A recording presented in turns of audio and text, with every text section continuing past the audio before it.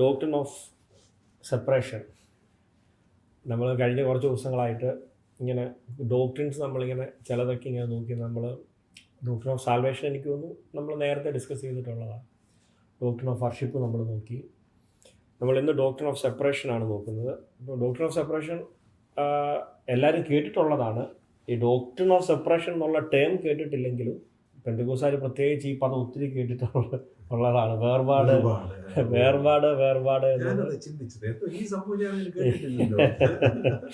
നമ്മളത് വേർപാട് എന്ന പേരിൽ ഒത്തിരി കേട്ടിട്ടുള്ളതാണ്. അപ്പോൾ പക്ഷേ ഡോക്ട്രിൻ ഓഫ് സെപ്പറേഷൻ ഞാൻ ഇന്ന് വിശുദ്ധ വേദപുസ്തകത്തിൻ്റെ അടിസ്ഥാനത്തിൽ പറയുമ്പം ഞാൻ പറഞ്ഞല്ലോ, നമ്മളാരും ഇത് അങ്ങനെ എടുത്തുകൊണ്ട് പോകണം എന്നല്ല ഞാൻ പറയുന്നത്.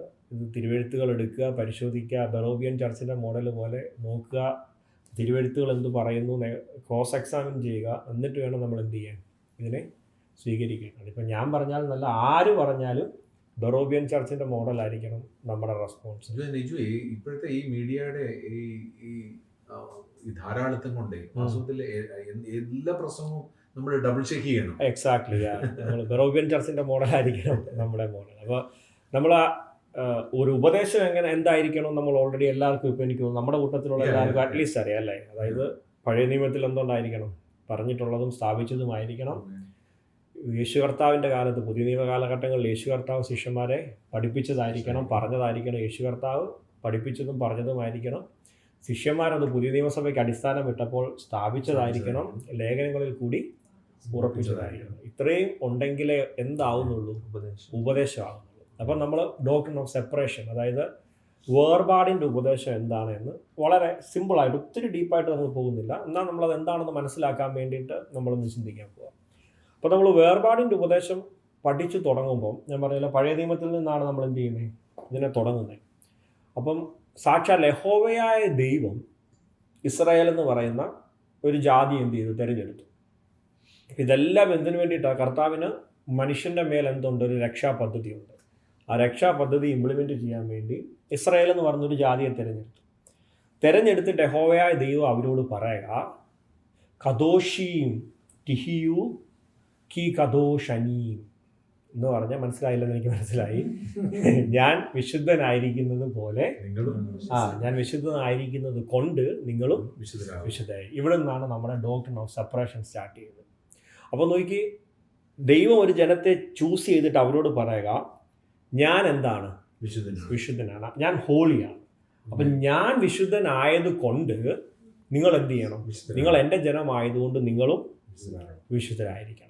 അപ്പോൾ പലപ്പോഴും നമ്മൾ ഇതിനെ കാണുന്നതെന്ന് പറഞ്ഞാൽ നമുക്കൊരിക്കലും ദൈവത്തിൻ്റെ ഹോളിനെസ് അച്ചീവ് ചെയ്യാൻ പറ്റത്തില്ല. ദൈവത്തിൻ്റെ ഹോളിനെസ് നമുക്ക് ഊഹിക്കാനും ചിന്തിക്കാനും ഒക്കെ പറ്റുന്നതിന് എന്താണ്, ബിയോണ്ടാണ്. നമുക്കൊരിക്കലും അതിനെപ്പറ്റി ചിന്തിക്കാനേ പറ്റത്തില്ല. പക്ഷേ ദൈവം വിശുദ്ധനായതുകൊണ്ട് നമ്മൾ എന്ത് ചെയ്യണം, നമ്മളും വിശുദ്ധരായിരിക്കാനാണ് നമ്മളെ വിളിച്ചിരിക്കുന്നത്. നമ്മുടെ എയിം എന്താണ്, ദൈവത്തിൻ്റെ വിശുദ്ധിയെ നോക്കി ഓരോ ദിവസവും അതിനോട് അനുരൂപപ്പെടാൻ വേണ്ടി ശ്രമിച്ചുകൊണ്ടിരിക്കുക. ഇതിനാണ് നമ്മളെ വിളിച്ചിരിക്കുന്നത്. പക്ഷെ ഒരു ദിവസം നമ്മൾ ആ വിശുദ്ധിയിലെത്തും. അതെന്നാ, നമ്മുടെ തേജസ്കരണം നടക്കുമ്പോൾ, തേജസ്കരണത്തിൽ നമ്മൾ ക്രിസ്തുവിനെ പോലെ ആകുമ്പോൾ നമ്മളും ദൈവത്തിൻ്റെ വിശുദ്ധിയിലെത്തും. അതുവരെയും നമ്മളെ വിളിച്ചിരിക്കുന്നത് എന്തിനു വേണ്ടിയിട്ടാണ്? ആ വിശുദ്ധിയെ നോക്കി കർത്താവ് വിശുദ്ധനായിരിക്കുന്നത് കൊണ്ട് നമുക്ക് വേറൊരു ചോയ്സ് ഇല്ല. ബിക്കോസ് നമ്മൾ കർത്താവിന് വേണ്ടി വിളിക്കപ്പെട്ടവരായതുകൊണ്ട്. അപ്പോൾ ഇസ്രായേലിനെ ദൈവം വിളിച്ചിട്ട് ഇസ്രായേലിനോട് ദൈവം പറയുക, ഞാൻ എന്താണ്, വിശുദ്ധനാണ്, നിങ്ങൾ എന്ത് ചെയ്യണം, വിശുദ്ധരായിരിക്കണം. അപ്പോൾ ഇനി അടുത്ത പദം എന്ന് പറഞ്ഞാൽ എന്താണ്, വിശുദ്ധി, ഹോളി അല്ലേ. അപ്പോൾ ഹോളി എന്നുള്ള പദത്തിന് രണ്ട് അർത്ഥങ്ങളെ ചേർത്ത് വെച്ചിട്ടാണ് നമ്മളിതിനെ പഠിക്കുന്നത്. ഒന്ന്, ഹോളി എന്ന് പറഞ്ഞാൽ ഒരു എലവേറ്റഡ് എന്നൊരർത്ഥമുണ്ട്, രണ്ട് സെപ്പറേറ്റഡ് എന്നൊരർത്ഥമുണ്ട്. അപ്പോൾ ഇത് രണ്ടും കൂടെ ചേർന്നിട്ടാണ് ഹോളി എന്നതിനെ നമ്മൾ പഠിക്കുന്നത്. അതായത് എങ്ങനെയാണ് നമ്മൾ വിശുദ്ധരായിരിക്കേണ്ടതെന്ന് ചോദിച്ചാൽ, നമ്മൾ എലവേറ്റഡ് ആണ്, നമ്മൾ എന്താണ്, സെപ്പറേറ്റഡ് ആണ് അല്ലേ. ഇപ്പോൾ എന്തിൽ നിന്നാണ് സെപ്പറേഷൻ, അതാണ് അടുത്ത ചോദ്യം.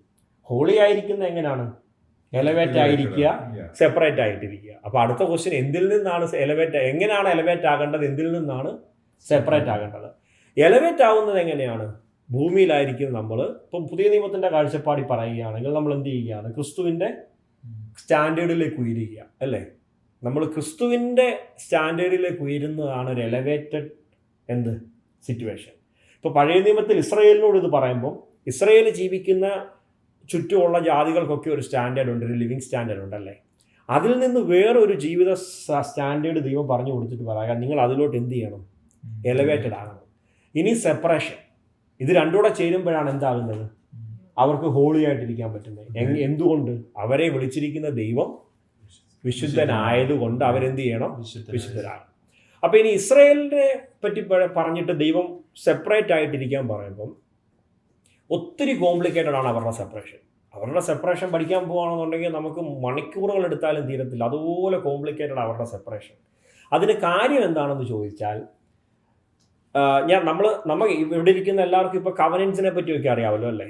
അപ്പോൾ അവർ ഏത് കവനൻറ്റിൻ്റെ കീഴിലായിരുന്നു എന്നൊക്കെ നമ്മൾ ചിന്തിക്കേണ്ടി വരും. അപ്പോൾ നോക്കിയാൽ സിമ്പിളായിട്ട് പറയുകയാണെന്നുണ്ടെങ്കിൽ ഇസ്രായേൽ മക്കൾ എന്തിൻ്റെ അണ്ടറിലായിരുന്നു? ന്യായപ്രമാണത്തിൻ്റെ അണ്ടറിലാണ്. ഇപ്പം ന്യായപ്രമാണത്തിൻ്റെ അണ്ടറിൽ ഇസ്രായേലിന് 4 പ്രധാന നിയമങ്ങളുണ്ട്. അതായത് 613 നിയമങ്ങളുണ്ടല്ലേ, 613 ലോ കൊടുത്തിട്ടുണ്ട്. ആർക്ക്? ഇസ്രായേലിന് കൊടുത്തിട്ടുണ്ട്. ഈ 613 നിയമങ്ങളെ എടുത്താലും നമുക്കിതിനെ 4 തിരിക്കാം. 1 moral law, 2 civil law, 3 ceremonial law, 4 dietary law. ഈ 613 നിയമങ്ങളും നമ്മൾ എടുത്താൽ ഈ 4 കാറ്റഗറിയിൽ ഏതിൻ്റെയെങ്കിലും അണ്ടറിൽ വരുന്നതായിരിക്കും ഈ 4 നിയമങ്ങൾ. അപ്പം മോറൽ ലോ എന്ന് പറഞ്ഞാൽ എന്താ? മൊറാലിറ്റി കീപ്പ് ചെയ്യാനുള്ള, അതായത് കൊല ചെയ്യരുത്, എന്ത് ചെയ്യരുത്, നിങ്ങൾ വ്യഭിചാരം ചെയ്യരുത്, കൂട്ടുകാരൻ്റെ ഭാര്യയെ മോഹിക്കരുത്, ഇങ്ങനെയൊക്കെയുള്ള മോഷ്ടിക്കരുത്, ഇങ്ങനെയൊക്കെയുള്ള മൊറാലിറ്റിയിൽ നിന്നുണ്ടാകുന്ന നിയമങ്ങളാണ് എന്ത്? Moral law. പിന്നുള്ളതെന്ന് പറഞ്ഞാൽ സിവിൽ ലോ. സിവിൽ ലോ എന്തുകൊണ്ട് അവർക്കുള്ളതെന്ന് ചോദിച്ചാൽ, ഇസ്രായേൽ എന്താണ്? ഒരു നേഷനാണ്, ഒരു നേഷൻ. അവർക്കൊരു, ഇപ്പോൾ ഉദാഹരണം പറഞ്ഞാൽ ഇന്ത്യ എന്താ? ഒരു രാജ്യമാണ്. അപ്പോൾ ഇന്ത്യക്ക് സിവിൽ ലോ വേണം. പാകിസ്ഥാൻ നമ്മളെ അറ്റാക്ക് ചെയ്യുമ്പോൾ ഇന്ത്യ എന്ത് ചെയ്യണം? തിരിച്ചാക്രമിക്കണം, ഇല്ലെങ്കിൽ ഇന്ത്യ ഇല്ല. അപ്പോൾ ഇതിനെയൊക്കെ കീപ്പ് ചെയ്യുന്ന ഒരു സിവിൽ ലോ ഇന്ത്യക്ക് വേണ്ടതുപോലെ ഇസ്രായേൽ അന്ന് എന്തായിരുന്നു? ഒരു നേഷനാണ്. ഭൂമിയിലുള്ള ലിറ്ററലി ഉള്ള അതിരുകളൊക്കെ ഉള്ള ഒരു ജാതിയാണ് ഇസ്രായേൽ. അപ്പോൾ അവർക്ക് എന്തുണ്ട്? സിവിൽ ലോ ഉണ്ട്. ആ സിവിൽ ലോ എന്താണ്? ആ രാജ്യത്തായിരിക്കുമ്പം കീപ്പ് ചെയ്യേണ്ട നിയമങ്ങൾ ഉൾക്കൊള്ളുന്ന, നിങ്ങൾ അയൽക്കാരനോട് എങ്ങനെ ബിഹേവ് ചെയ്യണം, നിങ്ങൾ സൊസൈറ്റിയിൽ എങ്ങനെ ബിഹേവ് ചെയ്യണം, ഇങ്ങനെയൊക്കെയുള്ള കാര്യങ്ങൾ മേ ബി ലൈക്ക് മോഷ്ടിക്കരുതെന്നുള്ളതിനെ നമുക്ക് ഒരു സിവിൽ ലോ ആയിട്ടും കൺസിഡർ ചെയ്യാം. മനസ്സിലായോ? അപ്പം ഇങ്ങനെയൊക്കെയുള്ള കാര്യങ്ങൾ ഉൾക്കൊള്ളുന്ന സിവിൽ ലോ ഉണ്ടായിരുന്ന ആർക്ക്? യഹൂദന്, ഇസ്രായേലിന്.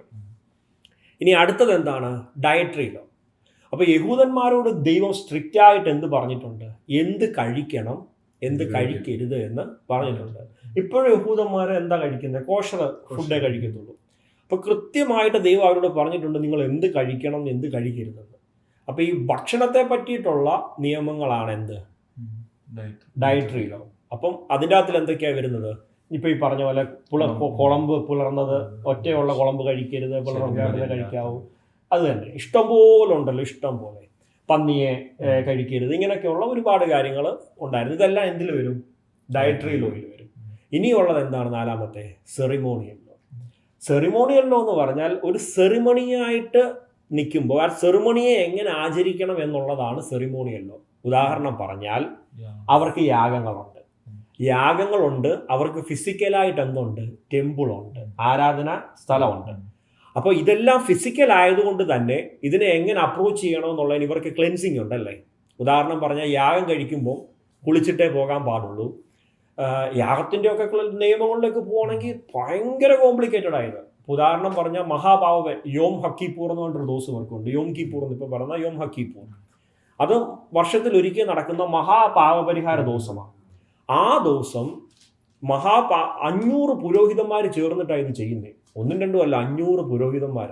ഇതെന്തുകൊണ്ടാണ് ചെയ്യുന്നതെന്ന് ചോദിച്ചാൽ, ഇതൊരു ശബത്തി നടത്തുന്നത് കൊണ്ട് തന്നെ ഭയങ്കര രസം. ഇതൊക്കെ നമ്മൾ പഠിക്കുമ്പോൾ ഈ ശബത്തി നടത്തുമ്പം തന്നെ ഒരു ശബത്ത് ദൂരമേ നടക്കാൻ പാടുള്ള ആര്? അന്നൊരു യഹൂദൻ. അപ്പം നമുക്കറിയാമല്ലോ, 2 ആടിനെ കൊണ്ടുവന്നിട്ട് ഒന്ന് അസസേലിന് കൊടുക്കും. ഈ അസസേലിന് കൊടുക്കുന്ന ആടിനെ എന്ത് ചെയ്യണം? മരുഭൂമി കൊണ്ടുവന്ന് ക്ലിഫിൽ നിന്ന് താഴെ കളയണം. അപ്പോൾ ഈ ആരാധന നടക്കുന്ന സ്ഥലത്തു നിന്ന്, ദേവാലയത്തിൽ നിന്ന് അവിടെ വരെ പോകുന്ന ഒരു ശബത്ത് ദൂരത്തിൽ കൂടുതലുണ്ട്. അപ്പം 1/2 ശബത്ത് ദൂരം വെച്ചിട്ട് ഓരോരുത്തരെയും നിർത്തിയേക്കോ പുരോഹിതന്മാർ. അതെന്തിനാണെന്ന് ചോദിച്ചാൽ, ഇവിടുത്തെ പുരോഹിതൻ ഇതിനെ അടുത്ത ആൾക്ക് കൊടുക്കുമ്പോൾ അയാൾ 1/2 ശബത്ത് ദൂരമേ പോകത്തുള്ളൂ. 1/2 ശബത്ത് ദൂരം എന്തിനാ പോകുന്നതെന്ന് ചോദിച്ചാൽ, അവിടെ കൊണ്ട് ഏറ്റവും ലാസ്റ്റിലെ ആൾ കൊണ്ട് തള്ളുമല്ലോ, തള്ളിയിട്ട് അയാൾ തിരിച്ചു വന്ന് അടുത്ത ആളോട് പറയണം. അപ്പോഴാണ് അരയും കൂടെ ഒരു ശബത്ത് ദൂരം ആവുന്നത്. അത് വീട്ടിൽ പോകണ്ട. അപ്പോൾ ഈ ലാസ്റ്റ് ആൾ ഇതിനെ കൊണ്ട് തള്ളിയിട്ട് അയാൾ നോക്കി ഉറപ്പ് വരുത്തണം ഈ ആട് താഴെ വീണ് ചത്തുന്നു. എന്നിട്ട് അയാൾ വന്നിട്ട് അടുത്ത ആളോട് പറയണം ഇറ്റ് ഈസ് ഫിനിഷ്ഡ് എന്ന് പറയണം.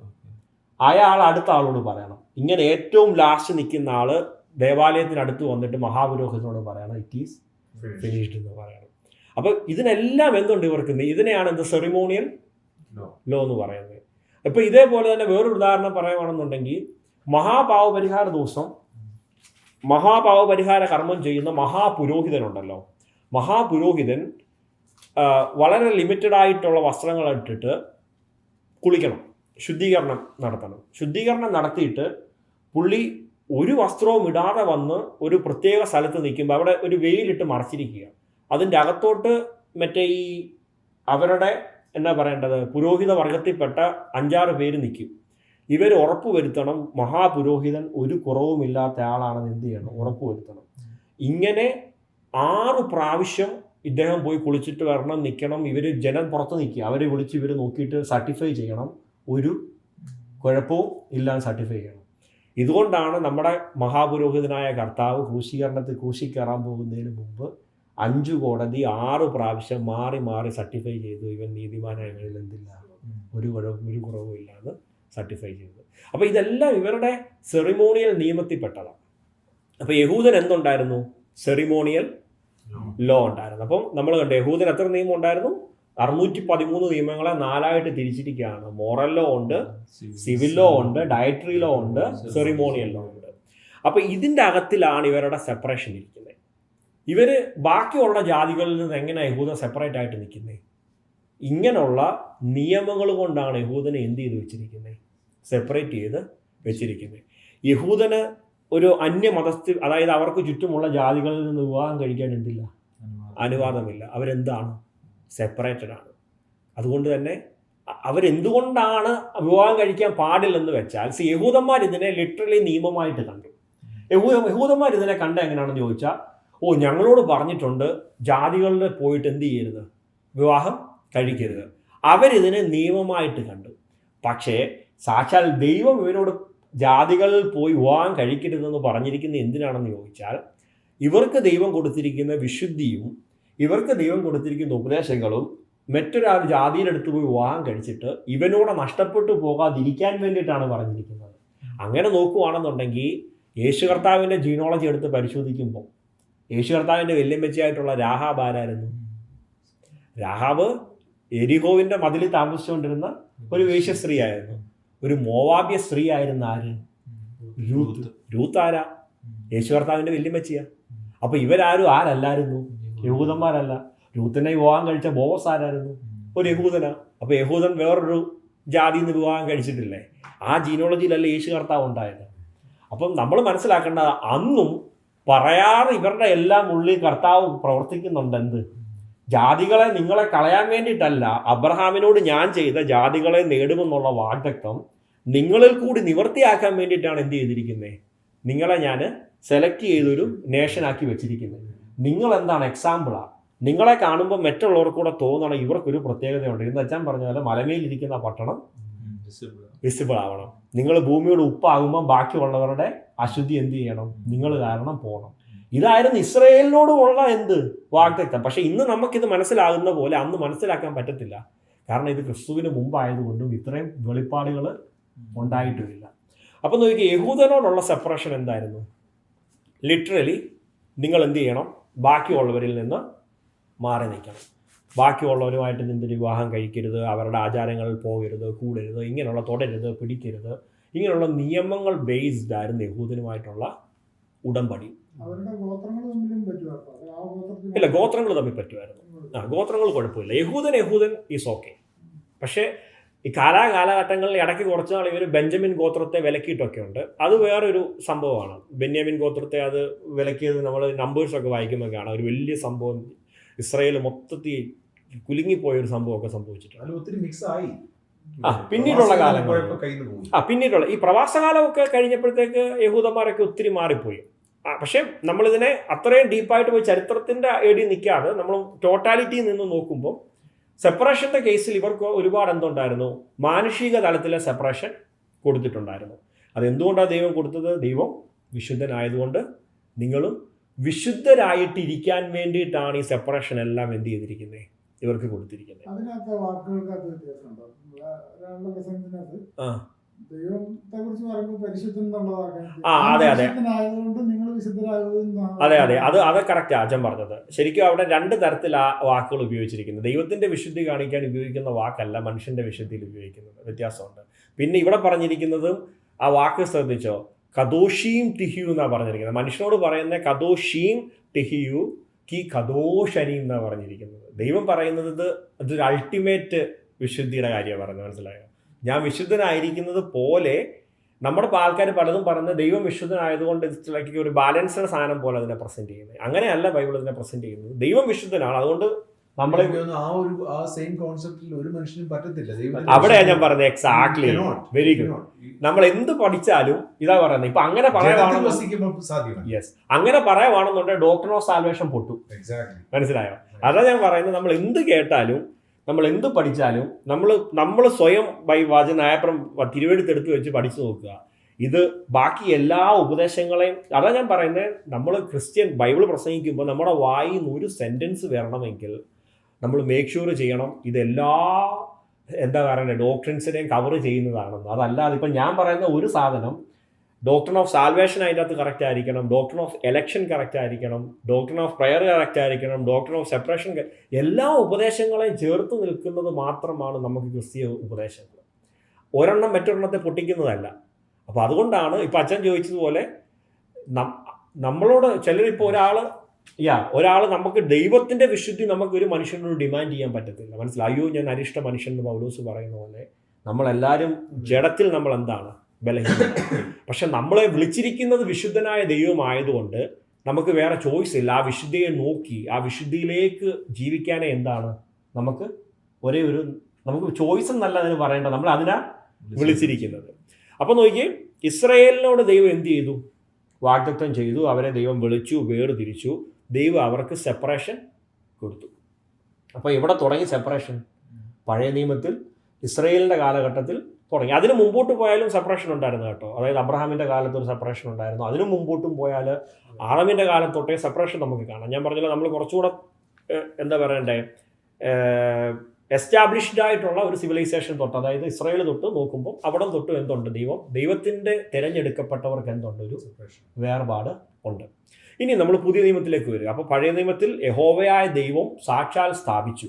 ഓക്കെ, ഇനി നമ്മൾ പുതിയ നിയമത്തിലോട്ട് വരിക. പുതിയ നിയമത്തിലോട്ട് വരുമ്പം നമുക്ക് വേർപാടുണ്ടോ? വേർപാടുണ്ട്. പുതിയ നിയമത്തിൽ നമുക്ക് എന്തുണ്ട്? വേർപാടുണ്ട്. അതെന്തുകൊണ്ടാണ്? ദൈവം വിശുദ്ധനായിരിക്കുന്നുണ്ട്. പത്രോസിന്റെ ലേഖനത്തിൽ പത്രോസ് അത് വ്യക്തമായി പറയുന്നുണ്ടല്ലേ. ലേവ്യ പുസ്തകത്തിൽ നിന്ന് പത്രോസ് ആ സെയിം വാക്യം എടുത്ത് കോട്ട് ചെയ്തിട്ട് പറയുക, ഞാൻ വിശുദ്ധനായിരിക്കുന്നത് കൊണ്ട് നിങ്ങളും വിശുദ്ധരായിരിക്കണമെന്ന് പത്രോസ് പറയുന്നുണ്ട്. പക്ഷേ ഈ വിശുദ്ധിയെ യേശു കർത്താവ് നമ്മൾ ആരാധന ഡോക്ടർ ഓഫ് വർഷിപ്പ് പഠിച്ചപ്പോൾ നമ്മൾ കണ്ടായിരുന്നു എന്ത്? എനിക്കൊന്ന് റോബിനൊന്നും ഇല്ലായിരുന്നല്ലേ ഡോക്ടർ ഓഫ് വർഷിപ്പിന്? ഉണ്ടായിരുന്നോ? നമ്മളന്നത് കണ്ടു. പഴയ നിയമത്തിൽ എങ്ങനെയായിരുന്നു ആരാധനയ്ക്ക് പ്രമാണം കൊടുത്തതെന്നും യേശു കർത്താവ് അതിനെ എങ്ങനെയാണ് ചേഞ്ച് ചെയ്തതെന്നും ശമരിയ സ്ത്രീയുടെ അടുത്ത് ചെല്ലുമ്പോൾ സത്യ നമസ്കാരികൾ പിതാവിനെ ആത്മാവിലും സത്യത്തിലും ആരാധിക്കുക എന്ന് പറഞ്ഞിട്ട് യേശു കർത്താവ് പഴയ നിയമത്തിൻ്റെ ആരാധനയെ ചേഞ്ച് ചെയ്യുന്നത് എന്ത് ചെയ്തു? നമ്മൾ കണ്ടു. എന്ന് പറഞ്ഞ പോലെ ഇസ്രായേലിനോട് യഹോവയായ ദൈവം കൊടുത്ത സെപ്പറേഷൻ, ഡോക്ട്രിൻ ഓഫ് സെപ്പറേഷൻ, അതായത് വേർപാടിൻ്റെ ഉപദേശത്തെ യേശു കർത്താവ് എന്ത് ചെയ്യുകയാണ്? മാറ്റങ്ങൾ കൊണ്ടുവരിക. ആ മാറ്റങ്ങൾ കൊണ്ടുവന്ന സെപ്പറേഷനാണ് ആർക്കെന്ത്? നമുക്ക് ആപ്ലിക്കബിൾ ആയിട്ടുള്ളത്. അതെന്ത് ചേഞ്ചസ് ആണെന്നാണ് നമ്മളിനി നോക്കാൻ പോകുന്നത്. പൊതുവേ നമ്മൾ പ്രത്യേകിച്ച് ഈ പെന്തക്കോസ്റ്റ് വിഭാഗത്തിൽപ്പെട്ട ആളുകൾ, ബാക്കിയുള്ളവർ ഇതിനെപ്പറ്റി കൺസേൺഡേ അല്ല, നമ്മുടെ ആളുകൾ കുറച്ചുകൂടി ഈ വേർപാടെന്ന് പറയുമ്പം ഇപ്പോഴും ഈ യഹൂദന്മാരുടെ പശ്ചാത്തലത്തിൽ നിന്നിട്ടാണ് ചിന്തിക്കുന്നത്. ഇപ്പോഴും ലിറ്ററലി പഴയ നിയമത്തിലെ വാക്യങ്ങൾ എടുത്തുകൊണ്ട്, അതായത് ഡയറ്ററി ലോയും സിവിൽ ലോയും ഒക്കെ എടുത്തുകൊണ്ട് വന്നിട്ട് നമ്മളോട് പ്രസംഗിക്കുന്ന പാസ്റ്റർമാരെ ഞാൻ മെസ്സേജുകൾ ഞാൻ കണ്ടിട്ടുണ്ട്. നമ്മൾ മനസ്സിലാക്കേണ്ട കാര്യം എക്സാക്ട്ലി അതെ, നമ്മൾ മനസ്സിലാക്കേണ്ട കാര്യം സിവിൽ ലോ നമുക്ക് ബാധകമല്ല. കാര്യം എന്താ? നമ്മളിപ്പോൾ എന്തല്ല, നമ്മൾ ഭൂമിയിൽ ഒരു സിവിൽ അല്ല, നമ്മൾ ഭൂമിയിൽ ഒരു നേഷൻ അല്ല. കർത്താവെ പറഞ്ഞു എൻ്റെ രാജ്യം ഐഹികം അല്ല. അതുകൊണ്ട് തന്നെ നമുക്ക് സിവിലിൽ ബാധകമല്ല. പിന്നെ ഡയറ്ററിയിൽ നമുക്ക് ബാധകമല്ല അല്ലേ? കാരണം എന്താണ്? യേശു കർത്താവ് തന്നെ പത്രോസിന്റെ അടുത്ത് കൊണ്ടുവന്ന് ഇതെല്ലാം കാണിച്ചിട്ട് പത്രോസ് പറയാം, അയ്യോ അശുദ്ധമായത് ഞാൻ എങ്ങനെ തിന്നെന്ന് പറയാം. പത്രോസ് പറയാം, നിന്നോട് ആരാ പറഞ്ഞു ഞാൻ ശുദ്ധീകരിച്ചതിനെ ഞാൻ വേണേ അറുത്ത് തിന്നെന്ന് പറഞ്ഞു. പിന്നെ പൗലോസ് ഒക്കെ പറഞ്ഞു, തിന്നുവോ തിന്നായിരിക്കുമോ നിനക്ക് ഇഷ്ടമുള്ള പോലെ ചെയ്യും, ഇതൊന്നും സഹോദരൻ ഇറച്ച ഉണ്ടാക്കാൻ നീ എന്താന്ന് വെച്ചാൽ. അതെ, അപ്പൊ നമുക്ക് എന്തില്ല? ഡയറ്ററി ലോ ഇല്ല. പിന്നെ സെറിമോണിയൽ ലോ നമുക്കുണ്ടോ? കാരണം സെറിമോണിയെ ഇനി ബാക്കിയില്ല. കാൽവറിയിൽ ദൈവം എന്ത് ചെയ്തു? എല്ലാ സെറിമണിയും നമുക്ക് വേണ്ടി തീർത്തു. സെറിമണി ഇല്ലെങ്കിൽ പിന്നെ സെറിമണിക്ക് വേണ്ടിയിട്ടുള്ള ലോയ്ക്ക് എന്തില്ല, അർത്ഥമില്ല. അപ്പം നമ്മൾ ചുമ്മാ ബോധമില്ലാതെ ബൈബിളിൽ എഴുതിയേക്കുന്ന വാക്യങ്ങളൊക്കെ എടുത്ത് വായിച്ചിട്ട് ചുമ്മാ പുതിയ നിയമസഭയോട് എന്ത് ചെയ്യരുത്? പ്രസംഗിക്കരുത്. ഇനി പ്രസംഗിച്ചാൽ തന്നെ ഇത് കേൾക്കുന്ന നമുക്കിത് വിവേകത്തോടു കൂടി പരിജ്ഞാനത്തോടു കൂടി പൊരുൾ തിരിച്ചെടുക്കാനുള്ള ബാധ്യത കർത്താവ് നമ്മളെ ഏൽപ്പിച്ചിരിക്കുക. അപ്പം ഇനി അടുത്ത ചോദ്യം, മോറൽ ലോ നമുക്ക് ബാധകമാണോ? അത് ബാധകമാണ്. അതെന്തുകൊണ്ടാണെന്ന് ചോദിച്ചാൽ, ഞാനത് ഓൾറെഡി പലവട്ടം ഇവിടെ പറഞ്ഞിട്ടുണ്ട്. മൊറാലിറ്റി ഡെവലപ്പ് ആവുന്നത് ഇവിടെ നിന്നാണ്, ക്യാരക്ടറിൽ നിന്നാണ്. ഇപ്പം ഞാൻ റോബിനോട് പറയാം, റോബിൻ്റെതായ കുറച്ച് എന്ത് കാണും? മൊറാലിറ്റി കാണും അല്ലേ? ഇപ്പോൾ ജോയലിൻ്റെതായ കുറച്ച് മൊറാലിറ്റി കാണും. ഇപ്പോൾ റോബിൻ്റെ മൊറാലിറ്റി ആയിരിക്കത്തില്ല ആഫ്രിക്കയിലെ നൈജീരിയ ജനിച്ചു വളർന്ന ഒരാളെ എടുത്തിട്ട് ചോദിച്ചാൽ. കാര്യം എന്താ? അവൻ്റെ കൾച്ചറിൽ റൂട്ടഡ് ആയിട്ടുള്ള കാര്യങ്ങളാണ് അവൻ്റെ മൊറാലിറ്റിയെ ഡിഫൈൻ ചെയ്യുന്നത്. ഇപ്പോൾ റോബിന് ചിലപ്പോൾ സാരി ഉടുക്കുന്നത് മാന്യമായിട്ടുള്ളൊരു വസ്ത്രധാരണമാണ് എന്നാണ് റോബിൻ്റെ മൊറാലിറ്റി എങ്കിൽ, അവർക്ക് സാരി ഉടുക്കുന്നത് ചിലപ്പോൾ വൃത്തികെട്ട ഒരു ഡ്രസ്സായിട്ടായിരിക്കും തോന്നുന്നത്. മനസ്സിലായോ? അപ്പോൾ ഇതിനെല്ലാം ഡിഫൈൻ ചെയ്യുന്നത് എന്താണ്? നമ്മുടെ ക്യാരക്ടറാണ് മൊറാലിറ്റിയെ ഡിഫൈൻ ചെയ്യുന്നത്. അപ്പം ഇസ്രയേലിനോട് മോറൽ ലോ കൊടുത്തത് ആരാ? ദൈവമാണ്. അപ്പം സ്വാഭാവികമായിട്ടും അത് ആരുടെ ക്യാരക്ടറിൽ നിന്ന് ഡെവലപ്പ് ആയതായിരിക്കും? യഹോവയായ ദൈവത്തിൻ്റെ ക്യാരക്ടറിൽ നിന്ന് ഡെവലപ്പ് ആയതാണ്. ദൈവം എന്താണ്? അൺചേഞ്ചിങ്, ഇന്നലെയും ഇന്നും എന്നും അനന്യനായ ദൈവമായതുകൊണ്ട് തന്നെ ദൈവത്തിൻ്റെ ക്യാരക്ടർ ചേഞ്ച് ചെയ്യാത്തത് കൊണ്ട് തന്നെ ദൈവത്തിൻ്റെ ക്യാരക്ടറിൽ നിന്ന് ഫോമായ മൊറാലിറ്റിയും എന്ത് ചെയ്യുന്നില്ല? ചേഞ്ച് ചെയ്യുന്നില്ല. അപ്പോൾ അതുകൊണ്ട് മൊറാലിറ്റി നമുക്ക് എന്താണ്? ആപ്ലിക്കബിളാണ്. പക്ഷേ അതിൻ്റെ ആപ്ലിക്കേഷൻ പിടിക്കാൻ വേണ്ടി നമുക്ക് പഴയ നിയമത്തിൽ ന്യായപ്രമാണത്തിൽ പോകേണ്ട ആവശ്യമില്ല. യേശു കർത്താവ് പറയുകയാണ്, നിന്റെ ദൈവമായ കർത്താവിനെ പൂർണ്ണ മനസ്സോടും പൂർണ്ണ ഹൃദയത്തോടും പൂർണ്ണ ശക്തിയോടും ആത്മാവോടും ആരാധിക്കുന്നതും കൂട്ടുകാരനെ നിന്നെ പോലെ സ്നേഹിക്കുന്നതിന് അകത്തിൽ സകല ന്യായപ്രമാണം അടങ്ങിയിട്ടുണ്ട്. ഏത് മോറൽ ലോ എടുത്താലും ഈ രണ്ടെണ്ണത്തിനകത്തിലുണ്ട്. വേറെ അന്യ ദൈവത്തെ ആരാധിക്കരുത്, ഇതിൻ്റെ അകത്തിലുണ്ട്. നിന്റെ കർത്താവിനെ പൂർണ്ണ മനസ്സോട് ആരാധിക്കുമെങ്കിൽ അന്യ ദൈവത്തെ ആരാധിക്കാൻ പറ്റും. കൂട്ടുകാരനെ നിന്നെ പോലെ സ്നേഹിച്ചാൽ അവൻ്റെ മോഷ്ടിക്കാൻ പറ്റുമോ? അവൻ്റെ മോഹിക്കാൻ പറ്റുമോ? അവൻ്റെ ഭാര്യയെ കൊതിക്കാൻ പറ്റുമോ? ഇല്ല. അപ്പോൾ എല്ലാ മോറൽ ലോയും ഈ രണ്ട് പുതിയ നിയമത്തിൽ യേശു കർത്താവ് സ്ഥാപിച്ചു തന്ന രണ്ട് ഉപദേശത്തിൽ എന്തുണ്ട്? അടങ്ങിയിട്ടുണ്ട്. അപ്പോൾ അതുകൊണ്ട് മൊറാലിറ്റിക്കും നമുക്ക് ന്യായപ്രമാണത്തിന് രണ്ടര പോകേണ്ട ആവശ്യമില്ല. പുതിയ നിയമത്തിൽ കർത്താവ് അത് സ്ട്രെയിറ്റ് ഫോർവേഡ് നമുക്ക് തന്നിട്ടുണ്ട്. പക്ഷെ സ്റ്റിൽ മോറൽ ലോ നമുക്ക് എന്താണ്? ആപ്ലിക്കബിളാണ്. അപ്പം മറ്റേ 3 ലോ നമുക്ക് എന്തല്ല? ആപ്ലിക്കബിൾ അല്ല.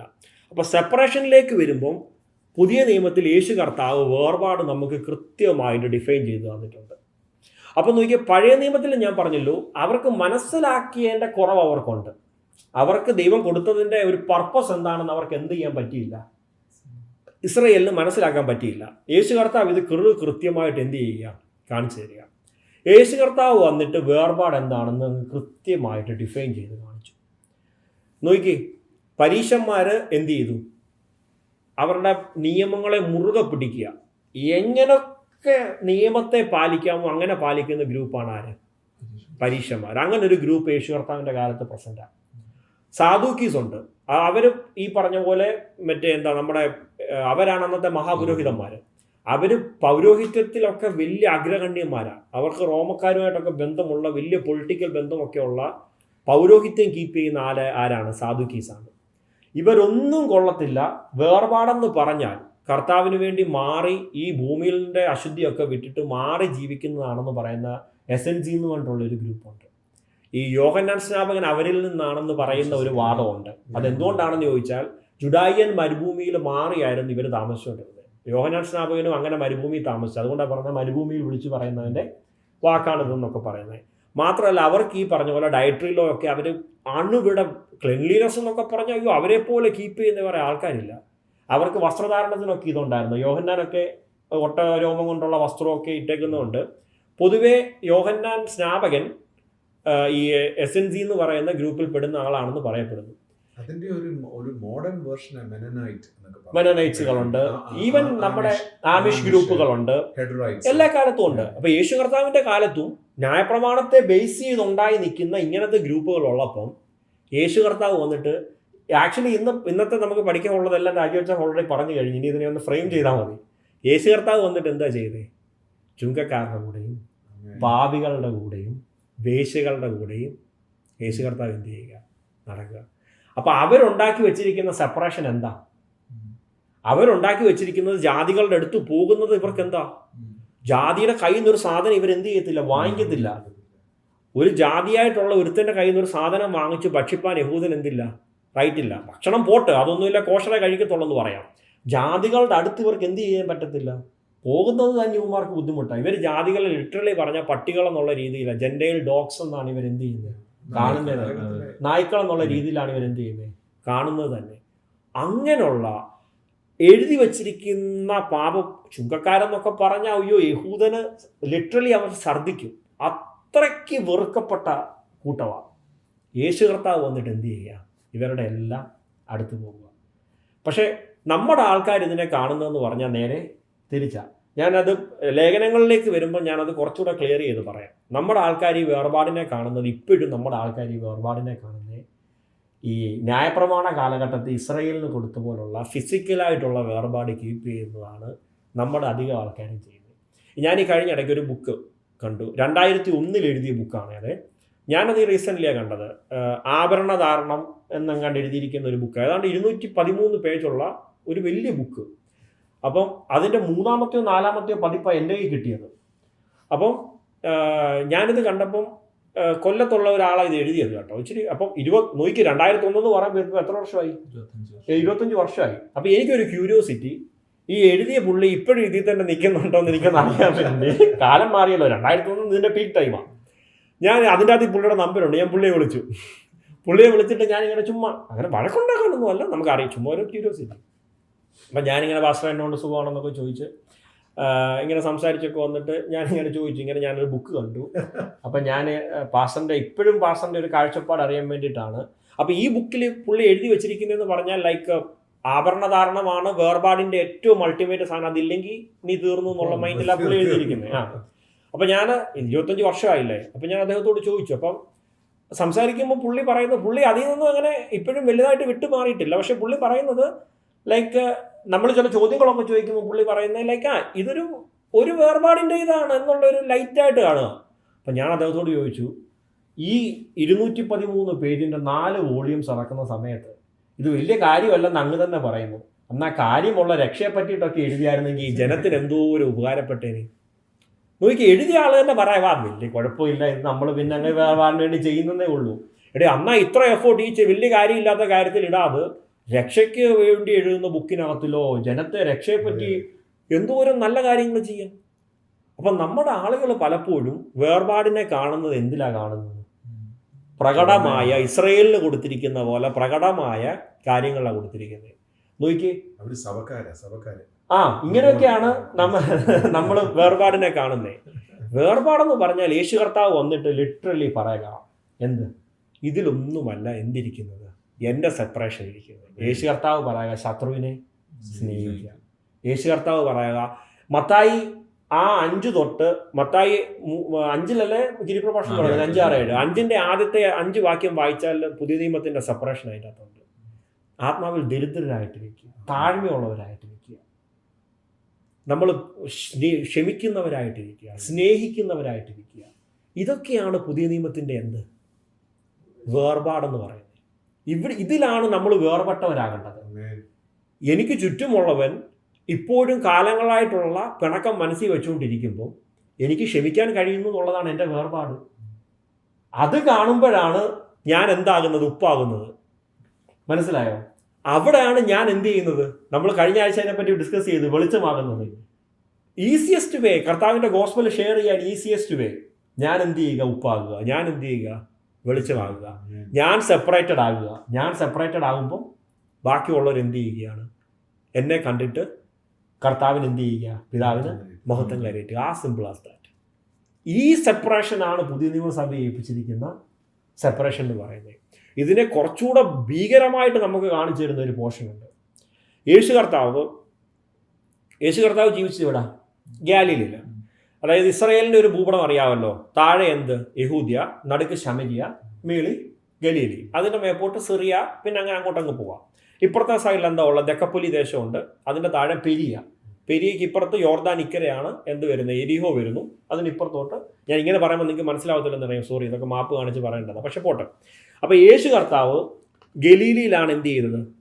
താമസിച്ചതൊക്കെ. യേശു കർത്താവിൻ്റെ മിനിസ്ട്രിയുടെ 85% നടന്നത് ഗലീലിയിലാണ്. ഗലീലിയിലും അതിനു ചുറ്റുമുള്ള സ്ഥലങ്ങളിലും ഒക്കെ ആയിരുന്നു യേശു കർത്താവിൻ്റെ മിനിസ്ട്രിയുടെ 90% നടന്നത്.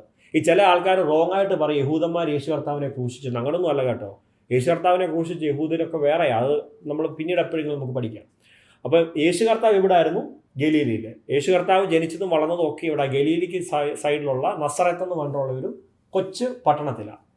യേശു കർത്താവ് എന്ത് ചെയ്ത് അവിടെ നിന്ന് യേശു കർത്താവ് കുറേ ശിഷ്യന്മാർ പതുക്കെ ആടായി വരുന്നത്.